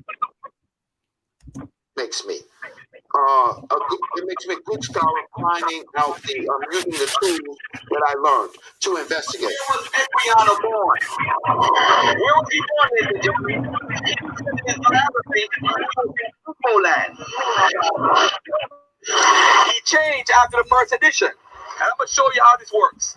His name is Oleada Equiano. He only used that name the same year, a couple of days or weeks before he came out with the book. Well, he never used Oleano Equiano, so he never used that. But I'm mispronouncing his last name. But I do know that is not his. Even Equiano is what he tried to put together. I don't know if that's his real name, and maybe. But Garfield, I don't know if he's doing it for the same reasons. He's definitely not doing it because Oleano or Oluda is African, because he's saying that he's not African. He's basically saying he's from South Carolina, but he knows all of this information. So, okay. So what is it? Or Africans are being reborn as they gather new knowledge every day. We are finding Africa within us. And that we're changing our names. We're doing different things. What is wrong with that? I don't know what his point is. Who does Garfield's point serve except for to continue to just discredit Equiano? Exactly. That's all you're doing. It's throwing mud on the man's name and his legacy. You're not doing no real scholarship. You're just trying to discredit this man's name, which is a ad hominem attack towards him. You're not even dealing with the information at this point. You're just saying, well, he's fake. He was born in North Carolina. He don't know nothing about Igbo. Garfield, how do you know that? You speaking all these affirmatives, but you don't got no proof or evidence to claim it. It's all speculation. You live in the realm of speculation, brother. You have no real knowledge. You have no real sources. You don't cite no sources. We're going to show the people in this debate, when you pulled your slides up, there was no citations. Poor scholarship. Horrible, and you use fallacious argumentation to make your point. All right. So now I'm gonna go to what Reggie said about his whole methodology and the 35-minute marker in 53 seconds. Oh, come on, don't do that. All these damn ads.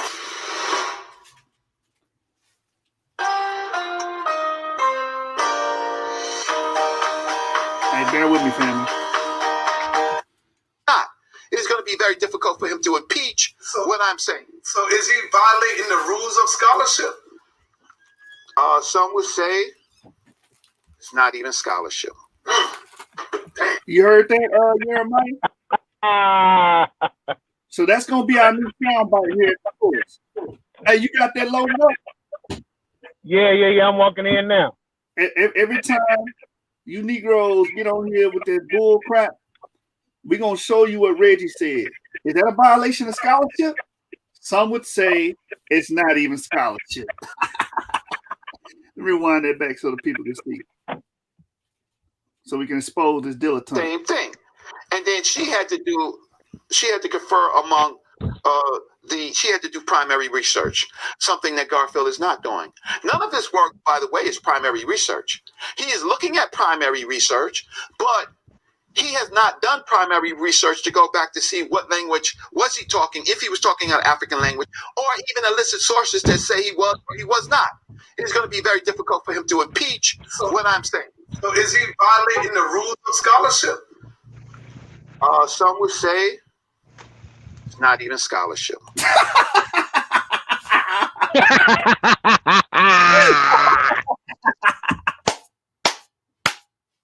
Look at Reggie's face, man. Garfield clown. Yo, let me screenshot that. Hold up, man. Hey, put on there. It's not even scholarship. Hold on. Let me get this. I need you to put on the bottom of them. It's not even scholarship. That's a new flyer. That's a new flyer going out tonight. Oh man. All right, look, man. Hey, one more time, man. This brother really, I appreciate you, Reggie, for doing this, man. You really exposed this cat.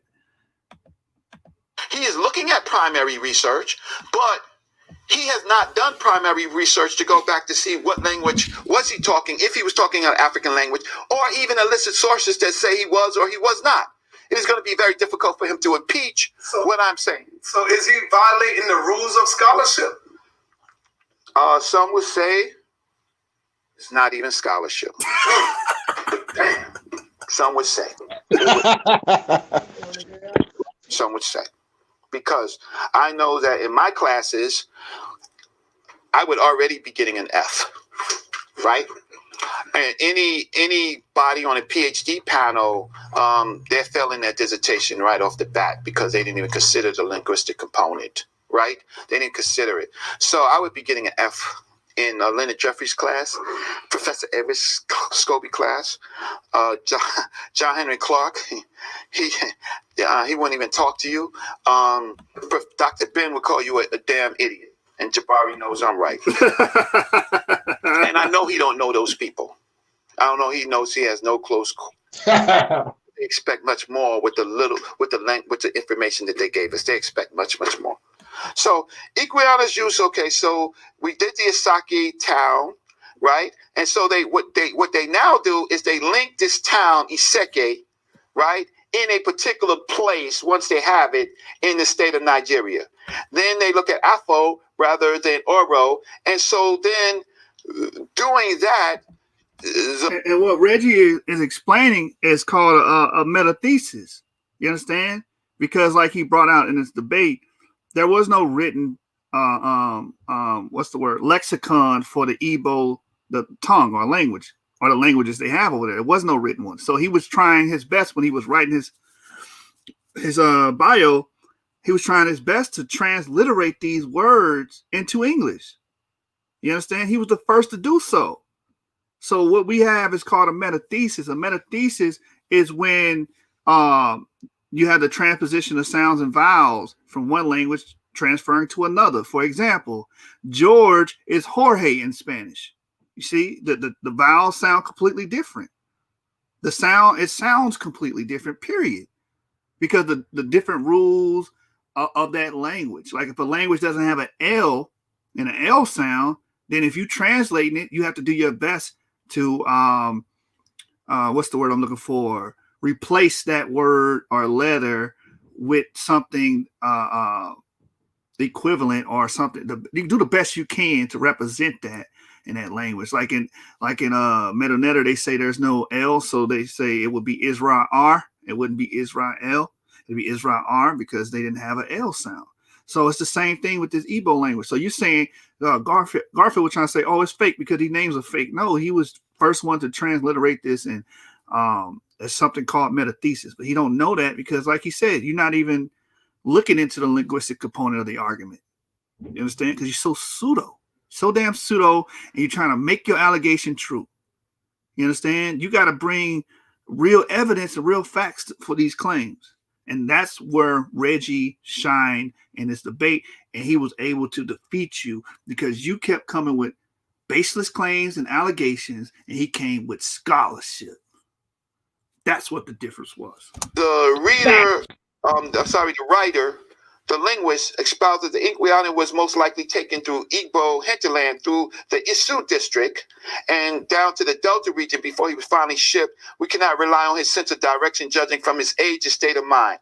However, this Inquiano, Inquiano to the people in Nigeria is not a normal person. He is a a son of a king. He's a prince. So if he didn't come from there, why did it's not adding up? If he came from South Carolina, it had nothing to do with the Ebos. Reggie bringing out good points. Why is he reputed as a son of a prince? How did he know about these towns that he transliterated as Isaka? How did he know all this stuff? He's not from there. Okay, so now Garfield mispronounces the first name, which is written in Oluda, which is written Aluda, not Nigerian name, says Garfield. That's not an he calls them Aluda. He doesn't call them by his name. He calls them by some pseudonym he created. The linguist. You see that? He created a damn pseudonym to try to. How you gonna make it? That's called a straw man fallacy. Oh, his name sounds Portuguese. Luliano. What? That's not his name, bro. Scotsman's fallacy. Right. Come on, man. That's not his damn name. Renders it. And if it fits, the linguist will render it. And if it fits the rendering, Garfield loses again. So let's see let's just see what they do. Okay. So is this running? Yeah. Sorry, I put this. Okay. So Equiano's first name, Alu-Uda, could be rendered of Alu-Ude, a ring with a sonorous sound, or Ulu-Uda, ring with a loud sound, or Ulu-Ude, where is the breath or energy of life. The first two suggestions are more likely to fit into Equiano's explanation that his name, which is in our language signifies vicissitude or fortunate, also wants favor and having a loud voice and well-spoken. My whole point of this is that he is walking around with an authentic African name. How the hell you gonna combat that? That's right. How you gonna combat that? You got to be pseudo because it fits the language. His name fit the language. Watch. That he is using based on linguistics. But it's not Portuguese. It's nothing to laugh at. Who would laugh at something like that? A man who's laboring to say that he was a kidnapped African who is trying to find his people. Who would laugh at that? What African scholar would laugh at that? Get him, Reggie. Get him, Reggie.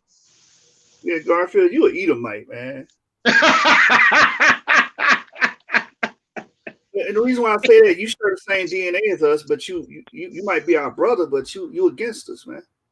That's why I say that. You're a damn Edomite. You're the son of Esau, man. You against Jacob. Point blank. You know what I'm saying? That's why we on your bumper and we're going to expose this. You're the toilet scholar, and Reggie beat you on this topic. Bad. It wasn't even close. You had poor methodology, poor scholarship. You know what I'm saying? Tried to say the man's name was Portuguese. Changed the man's name to fit your narrative. Said his name was Luliano, man. Oh, Luliano, that's Portuguese. That sounds Spanish. And that's lookership too. Just because something sounds Spanish or whatever don't mean it is. You got to go into a deep research on that and investigate that claim. Not just make the damn claim. But again, Garfield, you do this. You deplorable. You do this on your channel all the time. You just make a bunch of assertions and claims. You don't demonstrate how your claim is true. And you've been getting by with that. But we're going to keep showing and proving on you, man, that you a fraud, you a dilettante, and you deplorable. And you a cockroach that needs to be fumigated, man, and removed from the community. And did I mention the Edomite? Don't forget about the bathroom, the toilet scholar. The toilet scholar, man. You the toilet scholar. This man beat you so bad you have to run to the bathroom and call Rob Bourne up to get some damn help. Like he can help you. Called the wrong person, by the way. So this is not about some sheet that some white man wrote, that the white man said that this is where he is and where he was born, right? That's a primary source? Is that real? Because the white man says you has your name, Gustafa Vaza, on a sheet and saying something. Does that make Right, and we need to know what a primary source is. A primary source is someone who directly observed it, first-hand witness, or like a newspaper recording, or something that directly recorded the event. That's Oluta Equiano. He would be the primary. He's directly recording the events of his life. You say you disregard the primary, say to hell with him, which is a brother, an Igbo brother. So again, Jeremiah, who really hate black people? Right. We got to take those things in consideration, family. This man has been proven, not because Joshua say, not because Jeremiah says, not because the source says. This man has been proven in his own community on the couch of Sinetta, been proven to be scholastically dishonest. Right. And not ashamed. Not ashamed at all. Just keep doing it. Get a primary source. Garfield does not believe, his last name, Equiano, is Nigerian, because he laughed at it. Linguist renders it, searches Nigerian for it, finds it. If we find it, Garfield loses again. This real scholarship what Reggie doing, by the way. Destroying his argument linguistically. I thought you was done, my brother. I thought you dropped the mic. I'm sorry. No. When I read what he wrote about Igbo Ucho and his father was one of the ruling families of Isaka, then she goes on to talk about where the writer goes, and she goes to the area in search of this. Now, whether or not she is actually successful, whether or not that this is something like a Kunta Kinte and Jufure, it does not matter. What she is using is her tools that she found in her research to go. And so we find that we find names of a people, and it says, in fact, the boy who had been sold was from the Equiolua family. That's what she says, right? Only listen. You heard that laugh, right? He laughing at the man's tribal name that he could derive from. It's funny to him. Again, who hates black families? Who hates black history? Who hates our ancestors? Garfield, you go out your way to destroy some of the greatest black minds there are in history. Facts. That's what you do. You try to discredit and destroy Oluta Equiano, one of the first Africans in post-colonial times to do an autobiography of himself and record the events of slavery. You should glorify that, man. That should be an honorary mention, not for you to bash and lambaste and make fun of and try to poke holes in it and destroy it. I mean, yeah, man, you Esau, man. You Esau. We might be related to us, but you against us, man. Despicable. Only an African who's looking through another lens could laugh at a people who is converting their language in the 1700s to English, and it doesn't match up with a standard. But only those type of people that we can deal with. So I don't know the type of people that we have around us. Right, a dilettante. That's who you got around you. A fraud. Okay? Deplorable. A toilet scholar. That's full of crap, man. That's who you got around you. Don't. But I am just showing you the fact of the matter is, at no point did he do this work when he was talking. What he did was simply laugh and dismiss it. That doesn't mean he hasn't done the work, but he should have said the work prior to the debate. Okay, so where we at? Sorry. Most of these slides are like 5 seconds, and so let's, I don't want to, okay. So she goes on, I think she says, field research finds family resemblance. Isn't that what we all want to do, Africans? Go and do field research? Isn't that what we want to do? Okay, so she goes, and then this is the field research. She meets up. Hey, and also to prove what Reggie's saying, a meta-thesis, or when you transliterate, is not always one-to-one. You know what I'm saying? Again, because different languages have different grammatical rules. Period. So, for instance, you remember how they Jeremiah, how they wrote Jesus? Before the J, it was an I. It was an I there.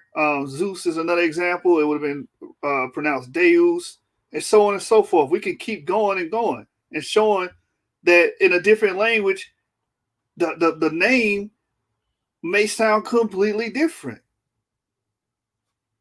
That's a known fact in philology. Family, she gets a story. I don't know if the story is true or not. That's not really relevant. The story is that she used her tools to go and search. She spent her time and money as a scholar to do that. My counterpart, all he is doing is dismissing by laughing, right? And reading books. But he's not doing that. So let's continue. So again, what I'm doing is simple. I told you what I'm doing. I'm impeaching his research skills.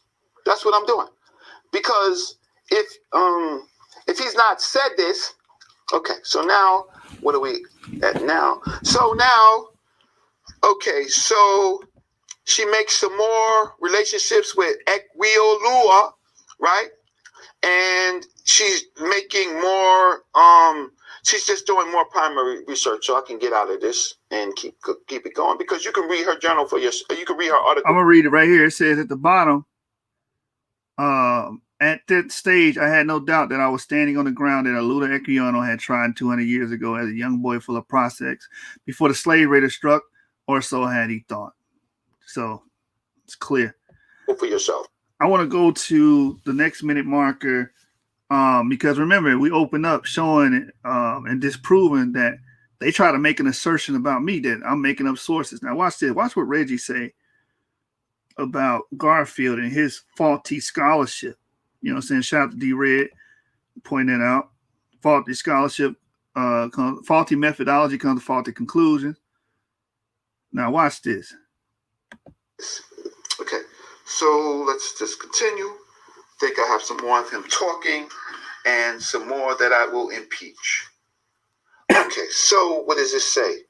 Let's get to stop this. Look at this. Garfield will unfortunately misuse primaries to make his point. So who's really distorting the information, family? Who's really misinterpreting the data? Because they tried to say I did it, but I go straight to the book and read it verbatim for what it says.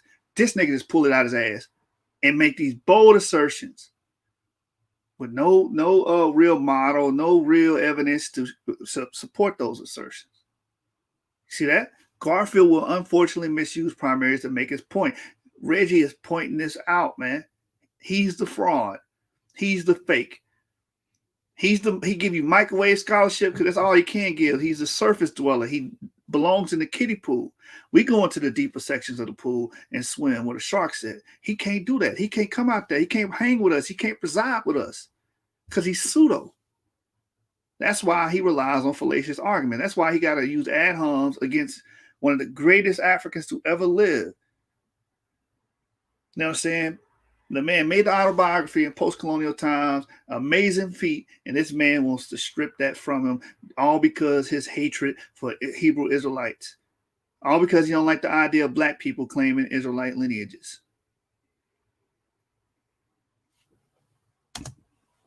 It says, Garfield will unfortunately misuse primary sources to make his point. We have established that Equiano knew an extraordinary amount of info on his native land. I think that we've discovered, I think that him even... So how did he know all this info about Igbo land if he's not from there? Looking at other scholars, seeing that Usaka is Iseki, is Iseki, still all in Nigeria, all those other places, people are using this information to retrack where he went. Who does that if they didn't go through that? We have people going to Africa, talking to villagers, trying to find out what names are, who was captured. We have an extraordinary amount of Africans from these areas, particularly Igbo, because the Igbo people are one of the most sought after people for the slave trade, if you didn't know, from the British to the Americas, right? So we have primary information. How do you be from South Carolina and just wake up, oh, I'm from Igbo? Let's go. So again, I'm here to impeach his research skills. Let's go to it. The first page. Page 48, chapter 3. And his research skills were impeached that day. Because you suck, Garfield. You trash and you garbage. And everybody that's watching this can clearly see. This is why you ran to the bathroom trying to get help. This is why you had the Monica toilet scholar, man. Because you suck, boy. Sit your $5 ass down before I make change. Right. Making all these bold assertions and claims. Look, extraordinary claims require what? Extraordinary evidence. And you don't provide it. It says, Robert Mustalis, the 6th of August, 1755, Gustavo Vassa's name appears on the second line. It's from the Public Records Office, Q, England. Right up here, Gustavo Vassa. Now, this is a primary source. Primary. He is telling the people he's from South Carolina, but he was young at the time. So let's go to when he was 31, when he was much older. What did he say, Dr. Reggie? Let's go to the page. Here we go. Here it is again. Racehorse Mustalis, Equiana's name appears at the third entry with his birthplace listed as South Carolina, Public Records Office, Q, England. You can't see it clear. Sonny is going to do his best. But at the end of the day, family, his name is there. What's his name? Gustavo Vassa. Okay. So let's look at that through some lens. The first time, was he enslaved? Yes, he was a slave. He wasn't writing himself, he was enslaved. That name becomes his legal name. I think everybody could see that that is the name that he is being known by legally, right? So he has no control over that. That name appears. They're not going to call him by an African name. They're going to call him John Smith. And that should be common sense. That should be common sense. Because we understand this is post-colonial times. The man got freed or whatever. He got his freedom. And in order to operate in that world at that time, he had to adopt another name. You know what I'm saying? Foreign to his culture. That should be common sense, man. Go to the movie Roots and tell me what Kunta Kinte's name got changed to. Right. Same concept. And everybody know that movie. Come on, man. And you trying to use it as a bullet point to discredit this man's work, trying to say he from Chicago. Right. Shout out to Hezekiah from Sons of Jacob. He says Jesus in English versus Jesus in Spanish have two different pronunciations. Right. It's Jesus in Spanish and Jesus in English. It sounds completely different. But it's talking about the same person. Same thing. D-Red said Toby. Your name is Toby. Hey, about that clip, right? That's what Garfield got done like this today, man. His name was Toby that day when he debated Reggie. Because Reggie was whipping your ass, boy. Your name is Toby, boy. Garfield. Toby, nigga. Right. Toby, what? Well, he was beating you, man. I thought he was, you know what I'm saying? That was some domestic abuse going on, man. You got treated bad, boy. Paul Williams, right?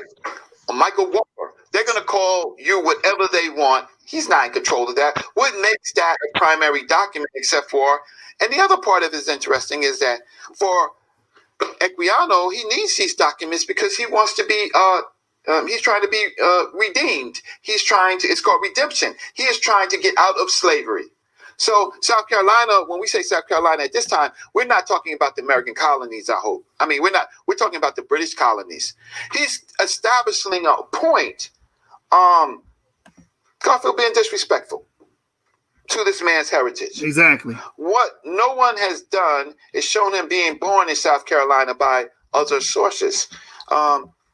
He's doing whatever he's doing. He's using whatever documents that's being. He ultimately is trying to get free. This is a man trying to get free, right?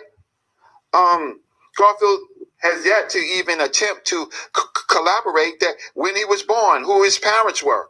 Why doesn't, if a man is born and not in Nigeria, not enslaved, why, if a man was enslaved in South Carolina, wouldn't he want to talk about that? Why?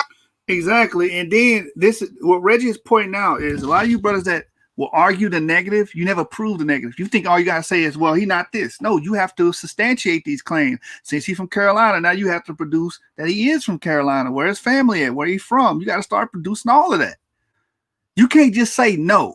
That doesn't work in academia. You know what I'm saying? This microwave surface level scholarship got to go, man. And you cockroaches is getting fumigated.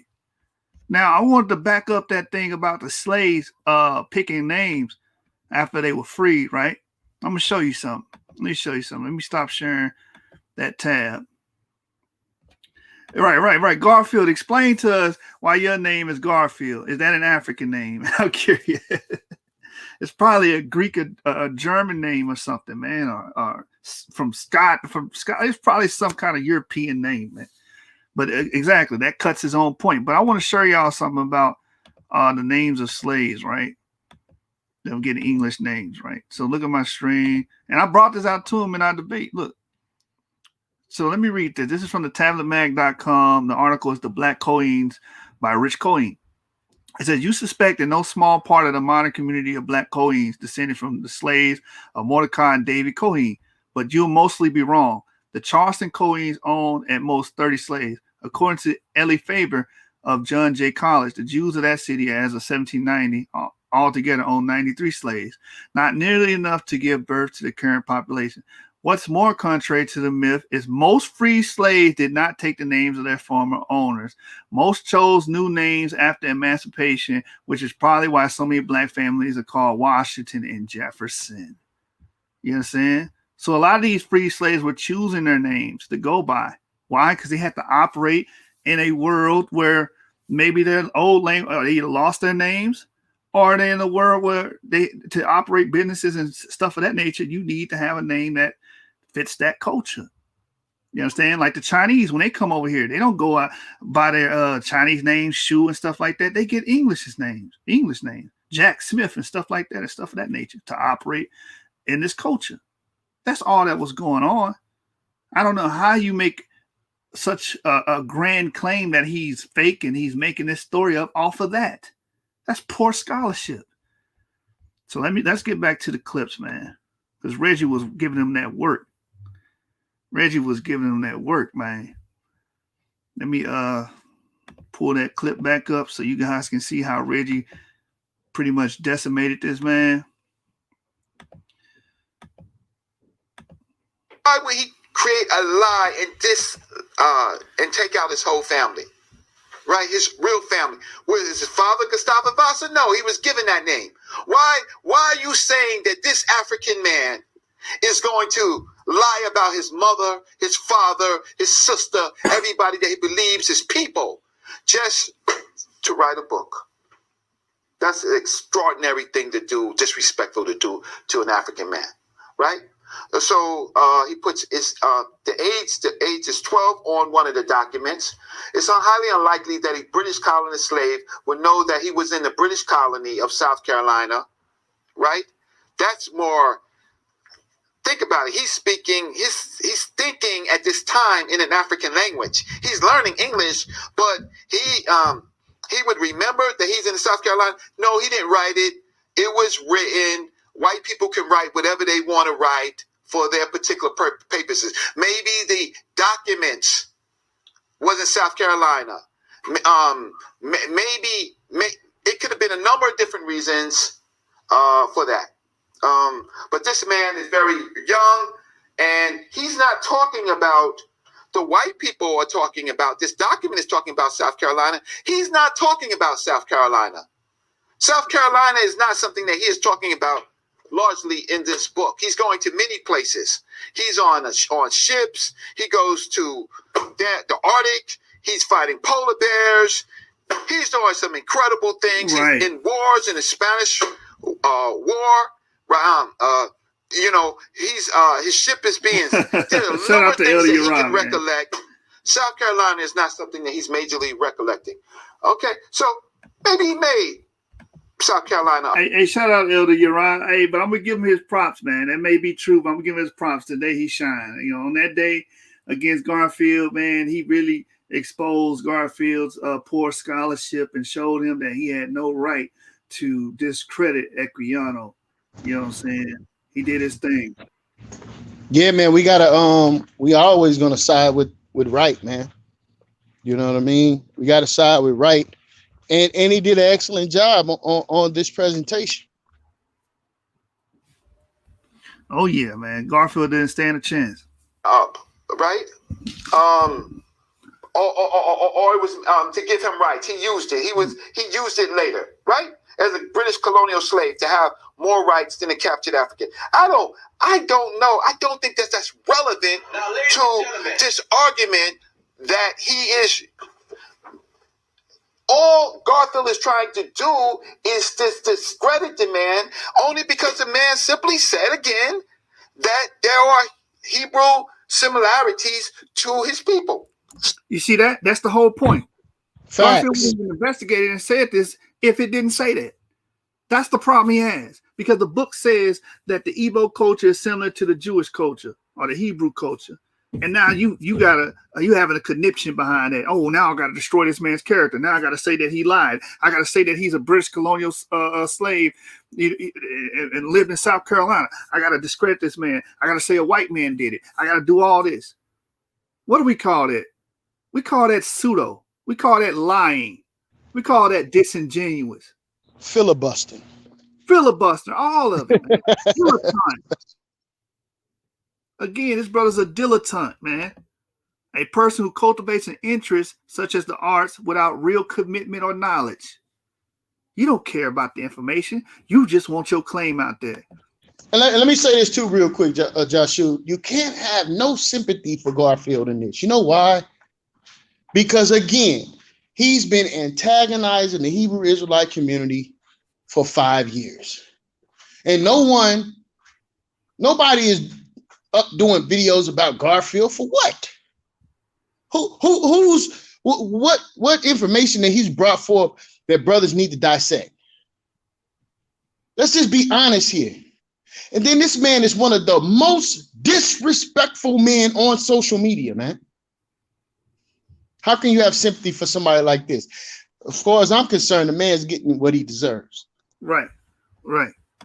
And the man being a stay-at-home mom, he should be able to actually study more. He should know better. You at home all day, Garfield. I know you are, because you live 8 hours every damn day. I wish I could do that. You understand? Every day you live 8, 9 hours. You don't got no damn job. You could be at home stacking up on information. You could have went and read that man's book and work an autobiography 3 or 4 times in a row. You understand? This is unacceptable. You a stay-at-home mom. You stay at home with the children. You don't got no 9 to 5. So what's your excuse? You just a liar. Just a damn liar, man. And you got caught. And Reggie 3-0'd you. He smoked your boots that day, man. Listen more. He named his children after he wrote his book. And by the way, he married a white woman. If you want to hold that against him, who cares? But he named the children. Why did he throw that in there? Throw another monkey wrench on him. Vasa after his book came out. That's even a bigger dagger than even showing the names of the muster roll. If your name is Equiano, you're from Igbo, why are you going back to using the name Vasa? Silly. That's silly. Vasa is the man's legal name. It is his legal name. It is on his documents. He cannot get married with Equiano. What time is this dude living in? Again, he pointed out the idiocy of Garfield. You understand? Because the man got freed. He acquired that name to deal with that foreign culture. Just like when Chinese come over here, the brother Sons of Jacob, Yahweh Sons of Jacob, made an excellent point. He knows a Vietnamese guy with the name Bob. I guarantee you that's not his real name. That's not his Vietnamese name, but that's his American legal name. Why? Because he needs that name to operate in the society that he is in, which is an English-speaking society. It's that simple. that thinks a man could just change his name. He always said Gustavo Vasa or Oluda Iguiano. He always said that. But his legal name is his slave name till he gets freed. Why can't you think that? Why can't you put that in your head? Why are you going? Oh, Sheikh Anta Diop, by the way. Do not use Sheikh Anta Diop's work anymore. He married a white woman. He married a white woman. I said don't hold it against him. So why even bring it up? Exactly. Because it's not material. The only thing is material to what you're doing is just to discredit him. That's all you're doing. That's all you're doing. Throwing a bunch of claims out there to discredit and muddy the man's reputation. Mud flinging like a damn politician, man. Not no goddamn scholar, man. Should be ashamed of yourself. Right? Okay. So it's a disrespectful comment. No. So he did his work. He used by both names, right? So his daughters were under his legal name. He has a right to call himself. I'm going to show you now. Now I'm going to put down the book for a second. Then I'm going to go into some more information. Because it doesn't stop there. You see, the research of the Dagger Squad is no joke. No joke. And we need to let people understand this. Okay, so actually, there's nothing novel about his arguments at all. Nothing new. No real primary research. Nothing new. All he is doing is collecting things that you can readily find, and he's not going any further, right? But you got to pay attention to the Dagger Squad. He's not looking to see actually what's happening in Nigeria. He's not talking about the Nigerian people. He's not doing any primary research. But so he's collecting lots of books and he's going through it. And some of these people. Hey, hold on 1 second, Joshua. Hold on 1 second, man. Let me put me on the big screen, man. Put me on the big screen, in the words of our brother. Put me on big screen. Right. So somebody was asking in the back chat about the book, right? So we have the book. This is it here. Oluda Equiano. We are not playing no games over here, man. All right. Understand this. I'm going to show you inside of the book. This is Oluda Equiano here. Right. So everybody know and understand that he said the Dagger Squad ain't no joke. Understand this. These Hebrew Israelites ain't playing no games with this information, man. I yield. Yeah, that's a fact. That's a whole fact, man. We ain't playing, man. We study, bro. We study. And hey, look, what you just proved, you own the book. Them niggas probably went and got a PDF, man. A bootleg version. So they can tell you, hey, that's not in that book, nigga. I got the actual book, so I can tell you where it came from. You don't. Right. Shut up. All right, so let's get back to it. Get back to this beating, man. These people are great scholars. So many people have different points of view. There's nothing novel, nothing original about any of his arguments. They're other people's arguments. That's all they are.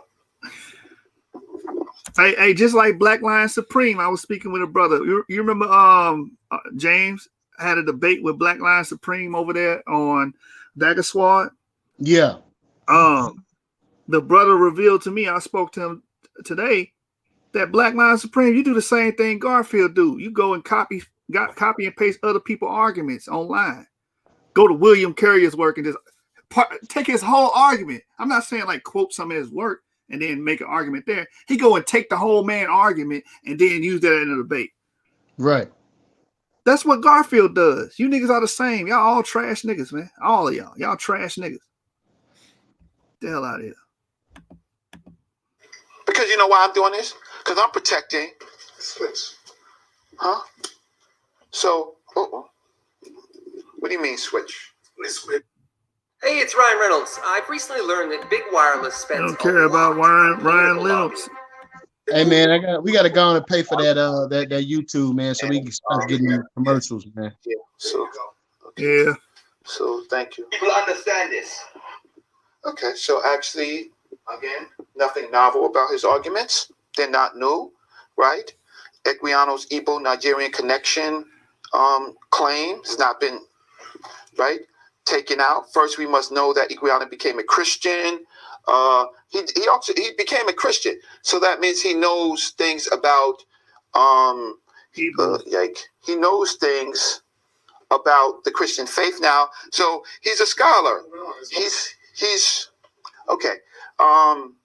So I'm saying that he is considered probably the first black anthropologist of his time, comparing cultures. Right? Now, let's see what he said, Equiano said. Equiano could have been considered the, okay, so let's see what he says. Let's see. Okay, so, yeah. So he's talking about what Garfield talked about. He's talking about his land. He's giving names to lands that people didn't know about. He mentions Isaka. He does that. He's talking about the Europeans coming there. He's talking about transactions. He's giving information that was never given information to people, right? He is saying, talking about his father, who was an elder of his chiefs. He's talking about Imbrente, and that was a term. How do you remember Imbrente if you were just born in South Carolina, right? Of highest distinction, right? He's remembering that. He's remembering things about his people. Because when you're enslaved, this is all that you have to bring with you, right? For the rest of your life. I'm honoring this man. I'm not throwing him under the bus because I don't like the Hebrews. And let's go. And it has nothing to do. They practice circumcision. I'm going to give you a good surprise on this. Like the Jews. And made offerings and feasts on that occasion. He's comparing his culture with other cultures. And he's also doing this. You know why he's doing this? Because he's part of the abolitionist movement. He's saying that African people are just like any other people. He's doing extraordinary things by doing this. By looking at their Bible and saying, you know what? You people are defective because you're not even reading your own Bible. He's doing what we do. You're going to dishonor this man for using this strategy? Whether it's true or not, but at the same time, he is using his African name. He's asserting his African name, right? Let's go. Okay, so he's talking about purifications and washings. Think about all these things that he's talking about: festivals, purifications and washing. The feast, the cleanliness. All of these type of things, eldership. He's from a nation. He's talking about his nation in Africa. Why is this important? Why is this important? He's talking about worship. He's using that word afo waka that they went over. How do you remember that? You from South Carolina? Like how do you remember things that's just made up and put it in the right place? How do you do that? Right. How do you do that, Garfield? Damn pseudo. Okay. He's talking about the pipes and tobaccos that we went over. He's talking about his culture.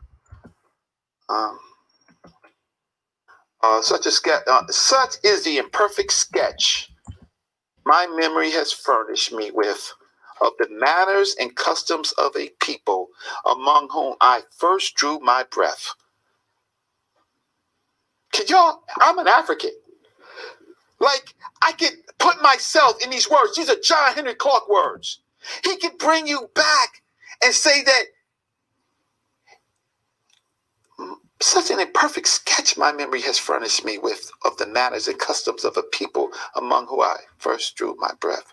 And here I cannot forbear suggesting that has long struck me very forcibly, namely the strong analogy which even by the sketch, imperfect as it appears, to prevail in the manners and customs of my countrymen and those of the Jews before they reached the land of promise. You see what he's doing?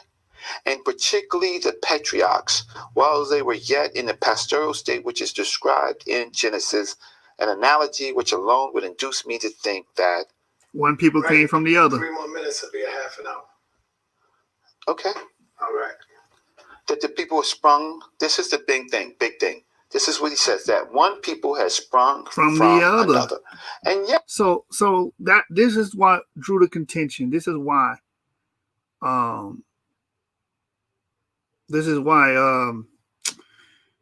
Garfield was so upset with this work and why he attacked this man's character and tried to say that he was fake, he was lying, and all that, all because he didn't like the connection. You know what I'm saying? Even though, if you keep reading in the page, that indeed this is the opinion of Dr. Gill, who in his commentary on Genesis deduces the pedigree of Africans from Aphra and Afra, the descendants of Abraham, by Keturah, his wife and concubine. And early over here says, like the Israelites in their primitive, the reasonings of this gentleman are still further confirmed by the scripture chronology of Reverend Arthur Bedford. And if any further corroboration were requited, this resemblance in so many respects is strong evidence in support of the opinion. Like the Israelites in their primitive state, our government was conducted by our chiefs. And he goes on and on and on. So this is what made Garfield upset, because brothers used this. I remember Shaka almost got destroyed in a debate by them GOCC brothers. You had I think his name was Ephraim or Joseph, and he went hard. You know what I'm saying? They brought this book out. This is the first time I heard about Oluda Equiano was through them brothers, and I purchased the book and looked at it and researched it. And this was a very powerful book, man, and it radiated through the community.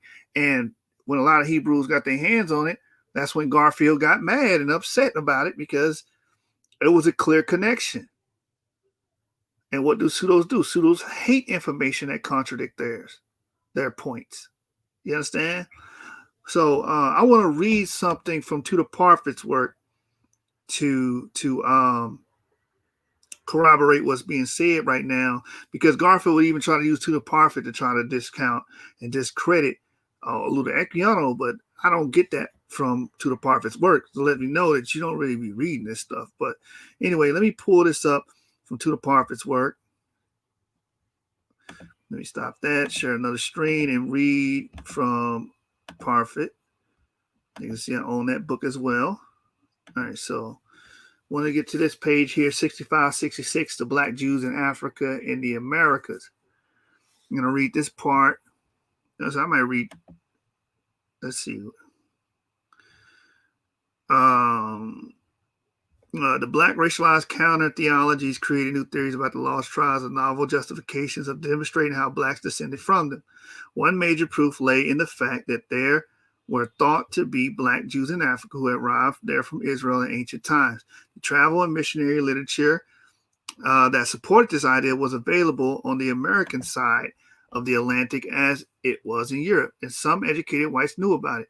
In addition, by the middle of the 19th century, black intellectuals involved in the struggle against slavery in the United States had a number of proof texts to draw on, written by black authors to support this conviction. One was Oluda Equiano, 1789 anti-slavery classic, which, as we have seen, suggested a Jewish descent for the Igbo.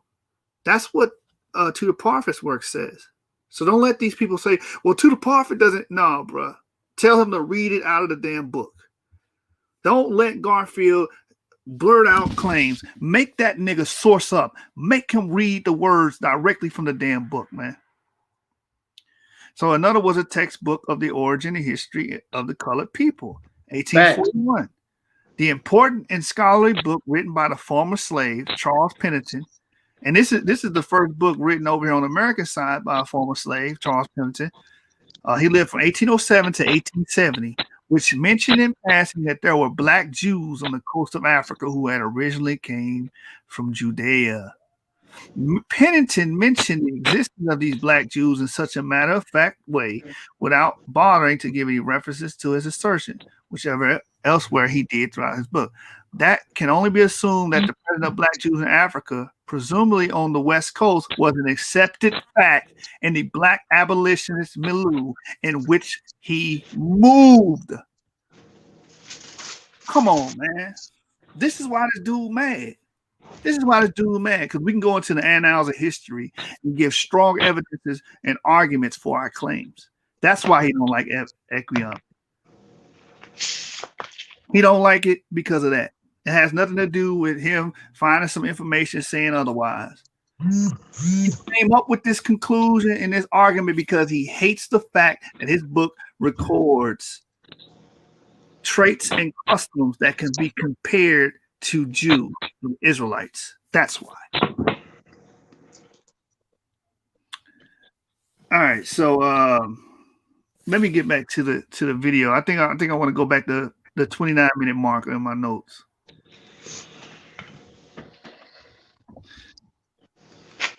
Yeah, man. Shout out to y'all. What's up? Yeah, Garfield all using pseudo psychic. Yeah, man. Europeans say they were looking for us by the tribe in this book. Hey, shout out to all the family. Make sure you hit that like button and subscribe to the Source Debate League on YouTube. We do have a debate coming up this Saturday. That's right. On the 23rd, King Seth versus Lance, and they will be debating on the Mount Earth. Come through, family, and support the channel and support the middleweight champion King Seth as he faces Lance. All right, so let's get back into this clip, y'all. We want to get back into this beating that Reggie had to give to the pseudo Garfield. Go to the 29-minute marker now. Biased with information. So let's just get to the journal.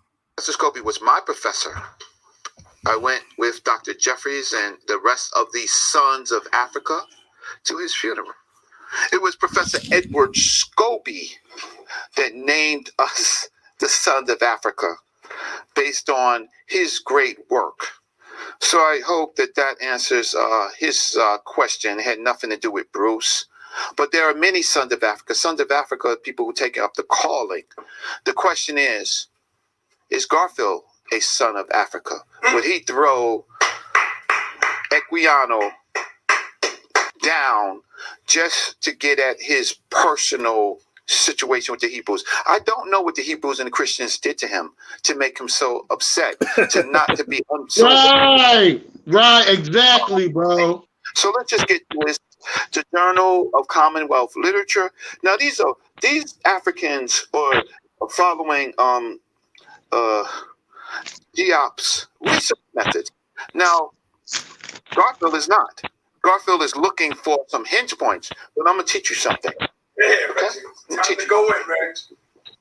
So let's just do this. This is the article.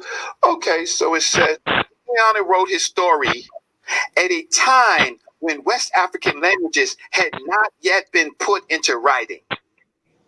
Do you understand that? Therefore, Right. he was struggling to put into writing using English orthography, Igbo words and sounds. Thus, we have him transcribing his name as Equiano using a Q, which does not exist in Igbo orthography today. It's equivalent to a KW. Things like words that are in Nile Valley civilization.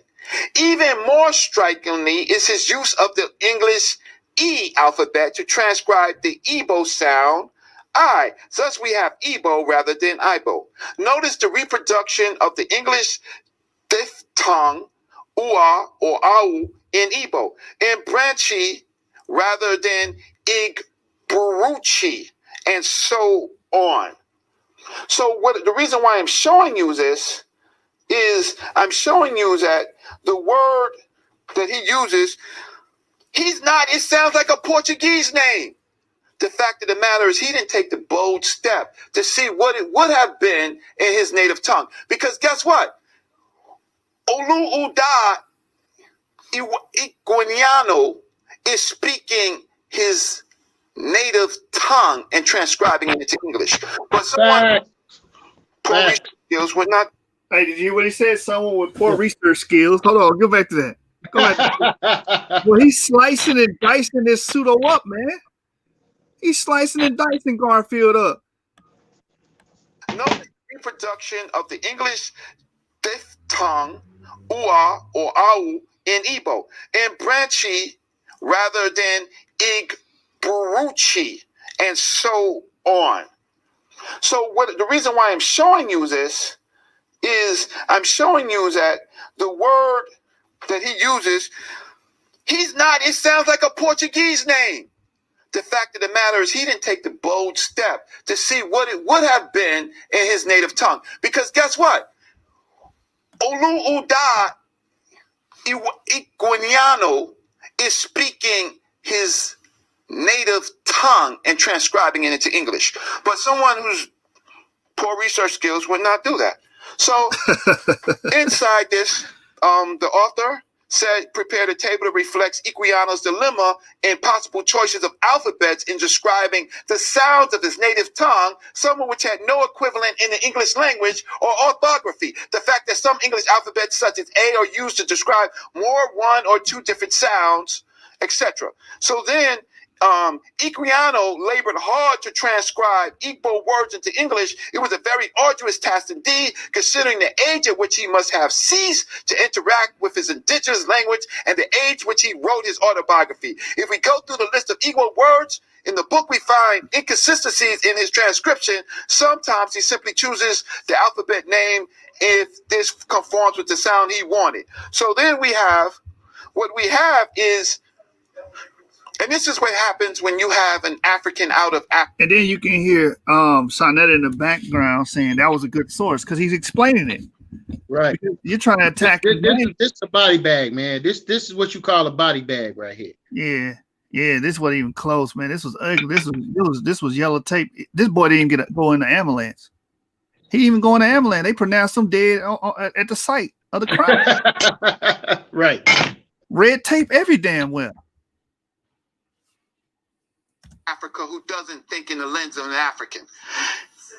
These words, Igbo, Isaka, and Brenche, right? Oye, these are words that he used. Let's just see.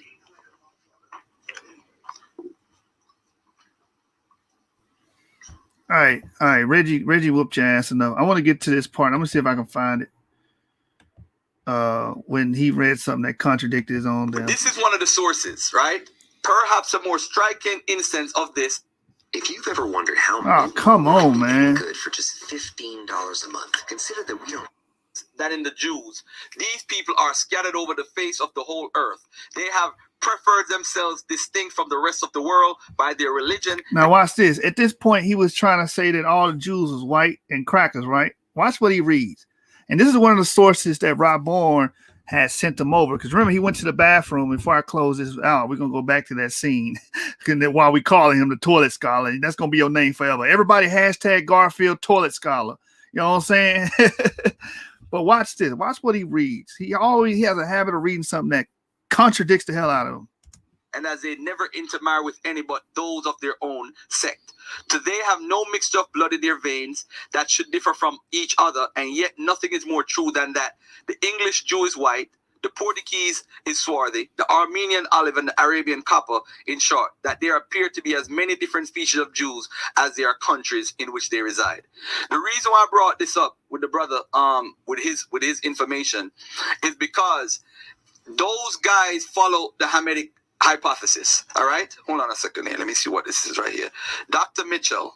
So he read the source that the Portuguese Jews were swarthy, and don't let them try to play that word swarthy. Or swarthy means, white, but not as pale. No, that's not what that means. Swarthy means black. Stop playing, man. And that's why James Pritchard said what he said about the Jews of Portugal. He said they are very dark. They're very dark. Right. Swarthy means Lionel Richie, nigga. Right.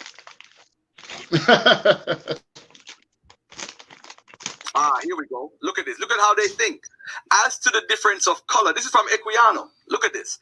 As to the difference of color between the Eboan Africans and the modern Jews, I shall not presume to account for it. It is a subject which has engaged the pens of men of both genius and learning, and is far above my strength. The most able and reverend Mr. T. Clarkson, however, in his much admired essay on the slavery and the commerce of the human species, has asserted that the cause in manner that once solves every objection on that account, and on my mind at least, has produced the fullest conviction. I shall therefore refer to that performance for their theory.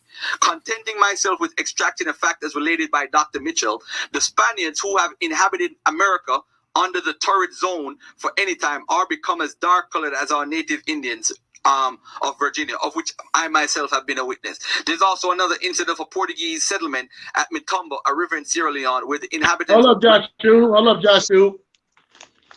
He just said that the native Indians was dark as Igbos. Did you catch that?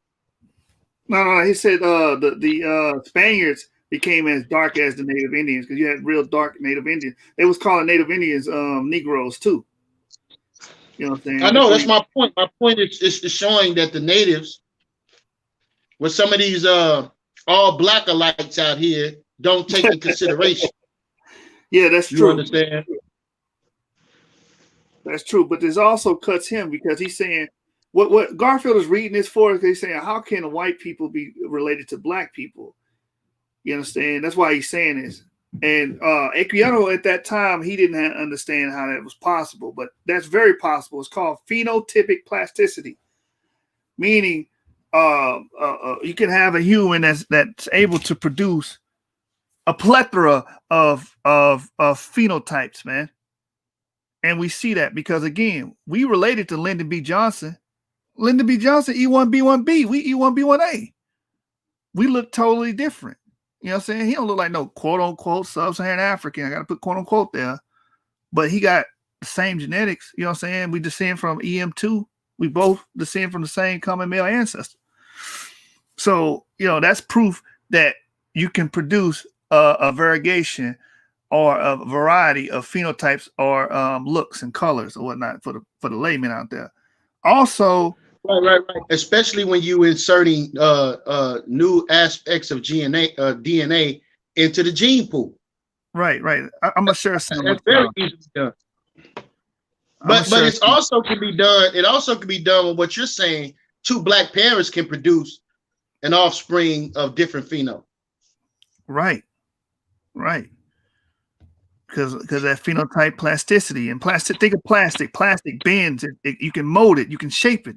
You know what I'm saying? It's not one thing. And that's the same thing with our phenotype. Let me open up this presentation because I was gonna have a debate with the brother. I'm probably not gonna do it now, Gideon Stepper. But anyway, in the debate, I was gonna bring this up. I don't mind sharing it. I was gonna bring up about black people and the variations that black people can produce, or people in general. What was the name of that debate, man? What was it? Is the sub-Saharan type Israelite? Let me find it. What did I name this PowerPoint? Hey, hold this over real quick, Jeremiah, until I find this. I really want to share this with the people. I found it. Bring it out. All right, let me share my PowerPoint with the people so they can see. Hit that like button, brothers. Hit that like button. Subscribe to the Source Debate League. All right. So I'm gonna share with y'all what was being brought out in that book has been proven with science. All right.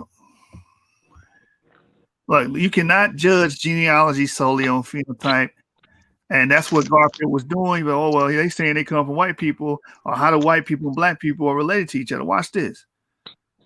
It is indeed ironic that those with what can be called the stereotype African facial morphology and very dark skin are precisely those with European haplogroups. We've seen this with the R haplogroup in Africa with the Chadic speakers. We see haplogroup J amongst the Limba, and they all look sub-Saharan African. We see I and T amongst the Limba. They all look sub-Saharan African or have that dark Negroid look, but they have European haplogroups. How do you explain that? Because of phenotypic plasticity. It says, while others who phenotypically more resemble Europeans are often predominantly of the E haplogroup. You see that? And that's from the Genetics of African Populations and Health and Diseases by Munteza Ibrahim, page number 38. Look, there's another quote. Now, as y'all can go buy that book to verify it's in there for all my haters out there. Right. I'm going to have to keep busting y'all head. Majority of Africans, EM2, irrespective phenotype.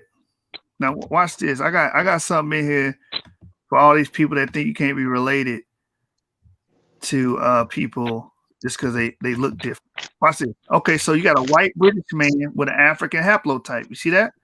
One 43-year-old man from the United Kingdom who previously self-identified as white British or Nordic ancestry referred to the African haplogroup revealed in the test when he said that he was E1B1B, coming to terms with being African. This man looked like a white British male. Wow. But his DNA was E1B1B. Watch this. We EM2, right? EM2, majority of Black Americans are EM2. These are the two photographs of this man's lineage. This is James Coomber's paternal ancestry. It traces back to haplogroup EM2 or E1B1A, which dates back 20,000 years to a common ancestor in what? Sub-Saharan and West Africa. These white descendants, look to left to right. The left is a photo of Joseph Bradley Coomber, 1927. He died in 2010. And his father, Eldridge Coomber, 1895 to 1945. Both descend from James Coomber, 1855 to 1937. So they have a sub-Saharan African Y chromosome, although they look white. They look like white European males. This is why you can't judge somebody solely on phenotype. You see what I'm saying? Again, so the same information. He had the EM2. Let me see. I got something else on that. Right here, I have done several DNA reports in past decades for people who received unexpected results. By unexpected results, I'm referring to clearly African haplogroups in Europe, primarily the British Isles, found in people who are just as clearly white today and whose ancestors have been considered as such for generations. I'm talking about haplogroups that are unquestionably sub-Saharan African origin, such as Y-DNA EM2 and old E1B1A, now EV38, and often mitochondrial haplogroups such as L1, L2, and L3, and meaning they originated with women, not men. And then, again, that's from DNAexplained.com, Africa DNA in the British Isles, August the 4th, 2015. So you see that? So you just can't judge somebody based on how they look. They can have the same DNA as you, meaning they descend from the same male ancestors as you. Period. Right. That's why I don't understand these phenotype arguments, man. You understand? So, well, but this brother looks like Charlie Sheen. I don't give a damn what this man look like. He got the same DNA. Right, man. Watch this. These data show genealogical connections of substantial numbers of males from all regions of Africa, irrespective of phenotype. Meaning, regardless of how they look, these people are connected. They got the same genealogy, man. Regardless on how they look. So you can make that argument. You know what I'm saying? That is not a fallacious argument. Garfield, you just not studied. You just not studied. You a layman trying to play a scholar's game. You know what I'm saying? Here's one more. I'm letting the cat out the bag on this one. White Californian discovered that he descends from E1B1A, a sub-Saharan genetic marker. Right? It says one respondent in California who previously identified as white with Sicilian Italian heritage found the test results illogical against his existing knowledge and intended to pursue further testing for clarification.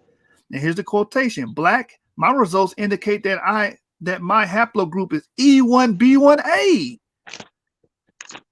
This is a man that identified as white, that looked white, said his identity goes back and his genealogy go back to the Sicilian and Italians. But his DNA showed that this man comes from E1B1A. He related to us. You see that, man? So you can't judge people right solely on phenotype. That man was extremely upset when he found that out. And this is from a book called Reconsidering Race, Social Science Perspectives on Racial Categories in the Age of Genomics. Hold on, let me show y'all something. It says, if people trying to attack me, right? I'm just making stuff up. Let me show y'all something. I own that book. Let me show you. I got to keep doing this from now on, Jeremiah. Right. Ain't that the book right there, Jeremiah? Reconsidering Race. Ain't that what I just quoted? I own this damn book, man. I own these books. Stop playing with me, man. All right, man. That's enough, man. Check. Hey, shout out Greg. You'll get your ass killed on the 30th. What is it? What we agreed on? I'm on call this weekend. The 31st. Yeah, I'll kill you on the 31st, Greg. I'm 9-0. How many debates this man won? How many debates Gregory won? I ain't never seen him win one. Oh man. Hey, so yeah, be ready to lose next week. Yeah, man, he lost to Black Jesus Minister. Damn, you lost the Black Jesus Minister. Stop it. Stop. I don't think anybody lost to Black Jesus, but damn, who else lost to Black Jesus? God damn, like you are unique. You are all right. No, I don't. I never seen you debate, so I can't attest for that. I'm not gonna be a liar like Garfield. Yeah, man, we keep dropping nukes, y'all. What's up? You can't judge people solely on phenotype, man. As we've seen with I gave you 4 different sources showing you that people that look like Charleston Heston, white who Ethan Hawke, looking like Ethan Hawke, you know what I'm saying? Right. They can have sub-Saharan African haplogroups. So y'all need to cut it out, man. You know what I'm saying? But with that, I think I'm gonna play one more clip from this, and then we're gonna close it out with your song, brother. Throwing up the 4. So let me pull up this YouTube again, and we gonna play hard to believe. Send it to me, my Facebook. Gotcha. Is it on YouTube? Yeah. All right, yeah. So send me the YouTube link rather than the Facebook be tripping sometime. You know what I'm saying? But when Garfield read that Swarthy part, at this time he was saying, "Oh, ain't no Jews black," but then he read that. So now he'll say, "Well, I'm not saying ain't no black Jews." Now he had to retract because he didn't cut himself so many damn times on this topic. You know what I mean?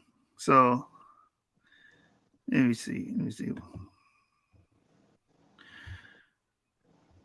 What's the last? No, you know what? I want to forget it. I'm gonna end it like this. The embarrassing part. Let's just play that and then we'll end it. What Equiano look like. You can't use that as an argument in this type of work. You can mention it, but it's not an argument at all. I don't think so, right? Now you can listen to this. Watch this. Hold on. I want to build up to it. I want to jump straight to the punch. You know what I'm saying? You got to build up to it. Correct picture. Just to let people know, the correct picture is on autobiography. But what happened is you have these idiots that have this picture floating around today. Not this brother here, not this guy here. But this picture is what they put out that it's him. But this is not Oleada Equiano. Okay, so yes, this is a picture.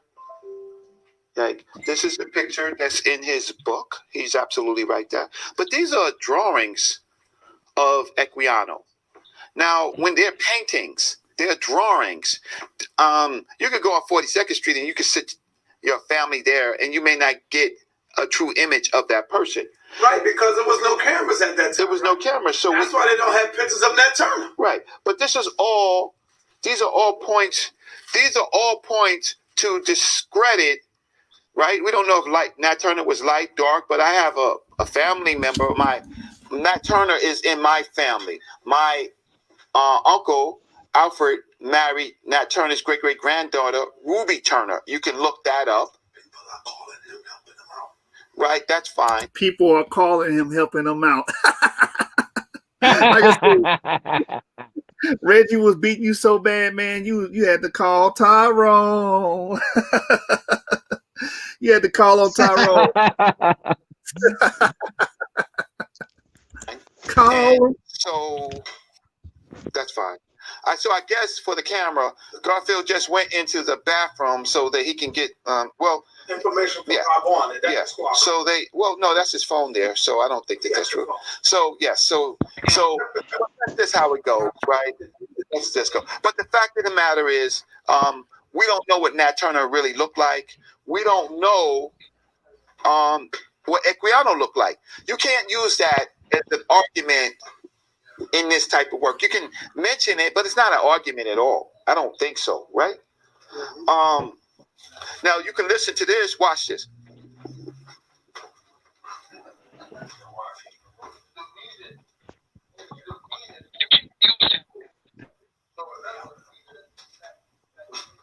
Okay, so he's in the toilet with Rob Bourne. He's in the toilet with Rob Bourne, and he's getting some information. That's not fair, but that's what it is. And he's got his phone. Turn the camera. His phone is on, right? And I just went there. So that's not fair. So let's just continue. But that's just what it is. Okay, so let's continue. Right? That's not fair scholarship at all. Right? Okay. So let's just continue because everybody knows right then and there that's a technical foul in any type of scholarship game. So, brother, retire your hat, right? Yeah, I concur. Retire, Garfield. You should have retired 3 years ago. You suck, you trash, and you will forever be known as the toilet scholar because of what happened tonight. You understand? You will forever be known as the toilet scholar. You know what I'm saying? You ran to the bathroom to get some damn help.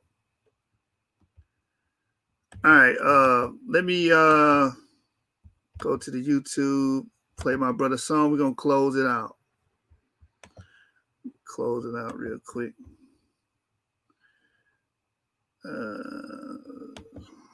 Oh, crap. I didn't mean to show that. I want to blow the brother's spot up. Let me get your video up, brother.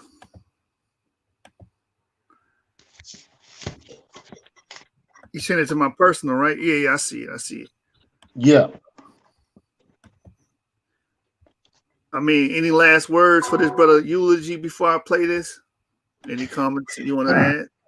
Yeah, man, I want to honestly speak to everyone that's listening, right? It's our duty as researchers, if we're trying to excel to the level of scholarship or a scholar, it's our duty to be honest about the information. Once you start altering information to try to prove a point or to run with your doctrine, because that's what it is. This man got a doctrine against Hebrews, right? When you start to do that, you will be exposed as a liar and a fraud. That's the worst thing you can be in academia, right? You can create premises, you can create theses and theories on different topics, but when you start denying information that you know exists, you're setting yourself up for failure, family. Because someone who's actually in the know, you're going to be confronted and you're going to be embarrassed, right? So at the end of the day, we're going to do as the Bible says and stop telling lies. All right. And deal with the information honestly. And I believe Brother Reggie echoed my sentiments. Understand that, family. So we have to step it up, man, and just deal with the information honestly. I yield. Hey, brother, did we got that clip of him saying that? Is that loaded up yet? Or no? Nah, I'm doing it now. It just got finished, man. It'll be up for the next video, man. My apologies. Oh man, that was amazing. Like some would say not scholarship at all. They said what's Sonetta say? Is he violating the rules of scholarship? He say some would say it's not scholarship at all. And his face, that facial expression he made was classic, boy. I'm gonna make a figure fly on that in just a minute. All right, man. We gonna close it out. Y'all know how we do, man. We source up. Them niggas gonna shut up. Hey, it ain't a debate, it's a stick up. Y'all better come with it. Let's get it, man. That's right. Let's get it. Shout out to all the brothers and sisters that support our channel and support our content. Come to the debate on Saturday against our middleweight champion, King Self, versus Lance. They will be debating on, is the earth a mound? The mound-shaped earth. That's what's going to be debated here on The Source. Subscribe to The Source Debate League and come out Saturday, I believe around 7 p.m. Central Standard Time is when that debate will take place here on The Source.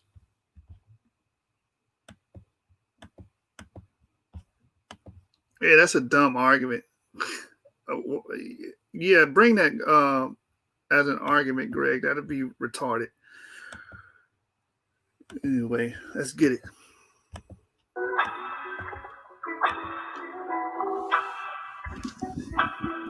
Different breed when I walk in the streets. Watch your mouth when you talking to me. Phony niggas make it harder to lead. They know I'm real, but it's hard to believe. You a lot different than I thought you was. For some reason, it be hate. That's the normal plug. Cause I'm out here shining like I'm selling drugs. When they meet the spirit and brotherhood, then they fall in love. Talking Jeremiah, that's a real one there. If you talking ill, it leave them shocked like electric chair. I guess being real is so rare, I'm a pioneer. A lot of these niggas half real. Hemisphere. Judge a tree by the fruity bear. You tell me how it feels in the atmosphere. I'ma keep climbing these peaks like a mountaineer. 400 feet home run, I'm out of here. Because I'm tired of the BS. Need a navigation system, GPS. Niggas always got extra words like PS. But I ain't playing none of these games like PS. I'm a leader, but I ain't asking you to follow me. Because in the midst of the congregations where the problems be. You wanna find a little hate, go to a solemn feast. The next day, 20 videos talking bad about me. I'm floating like a butterfly, but they stinging like their name is Ali. It ain't really bad until they know you're something. Looking at you mean like you own something. Walk across the room and I ask you, want a soda, son? Damn, man. Why you so mad, brother? Cheer up, man. Y'all wish I coming back soon, brother. For real. Different breed when I walk in the streets. Watch your mouth when you talking to me. Phony niggas make it harder to lead. They know I'm real, but it's hard to believe, For some strange reason, dudes feel I'm a threat. I'm something like LeBron, I just want my respect. But the shine is so bright, dudes feeling neglect. You better go to the closet and get your spirit in check. Don't let the Lord snatch your collar, might be snapping your neck. And I'll be speaking at your wake. Call it cause and effect. Remove the hate for your brother, he might be calling you next. I hope these words from my heart might be cause and reflect. Cause in your heart is what's fueling where the problems be. You showing body, don't repent, it really bothers me. Cause in your heart is supposed to be where the Father be. Prepare for war, but your heart is what's battling. I can feel it in the air, the hate from some. Cause I'm flashy like Vegas, but not Benny or Bugsy Siegel. I live in Oklahoma like Machine Gun Kelly. Eating M&M's for respect like Machine Gun Kelly. Oh, wanna give orders but can't take orders. Waiting for the great wall of Trump cause we got false borders. Set parameters so I never take a loss. Till then, never cross the gun line, boss. Cause I'm the pappy, it makes me happy. To talk down on the brother, to keep you laughing. Even though I'm being facetious, these niggas vicious. You can't stop spreading rumors, it seems delicious. Different breed when I walk in the streets. Watch your mouth when you talking to me. Phony niggas make it harder to lead. They know I'm real, but it's hard to believe, Different breed when I walk in the streets. Watch your mouth when you talking to me, Phony niggas make it harder to lead. They know I'm real, but it's hard to believe,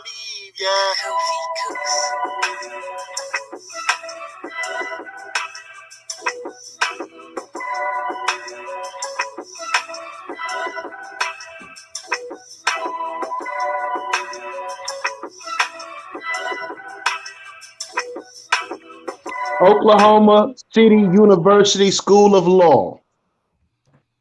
Hey, I've been there. I've been at that theater.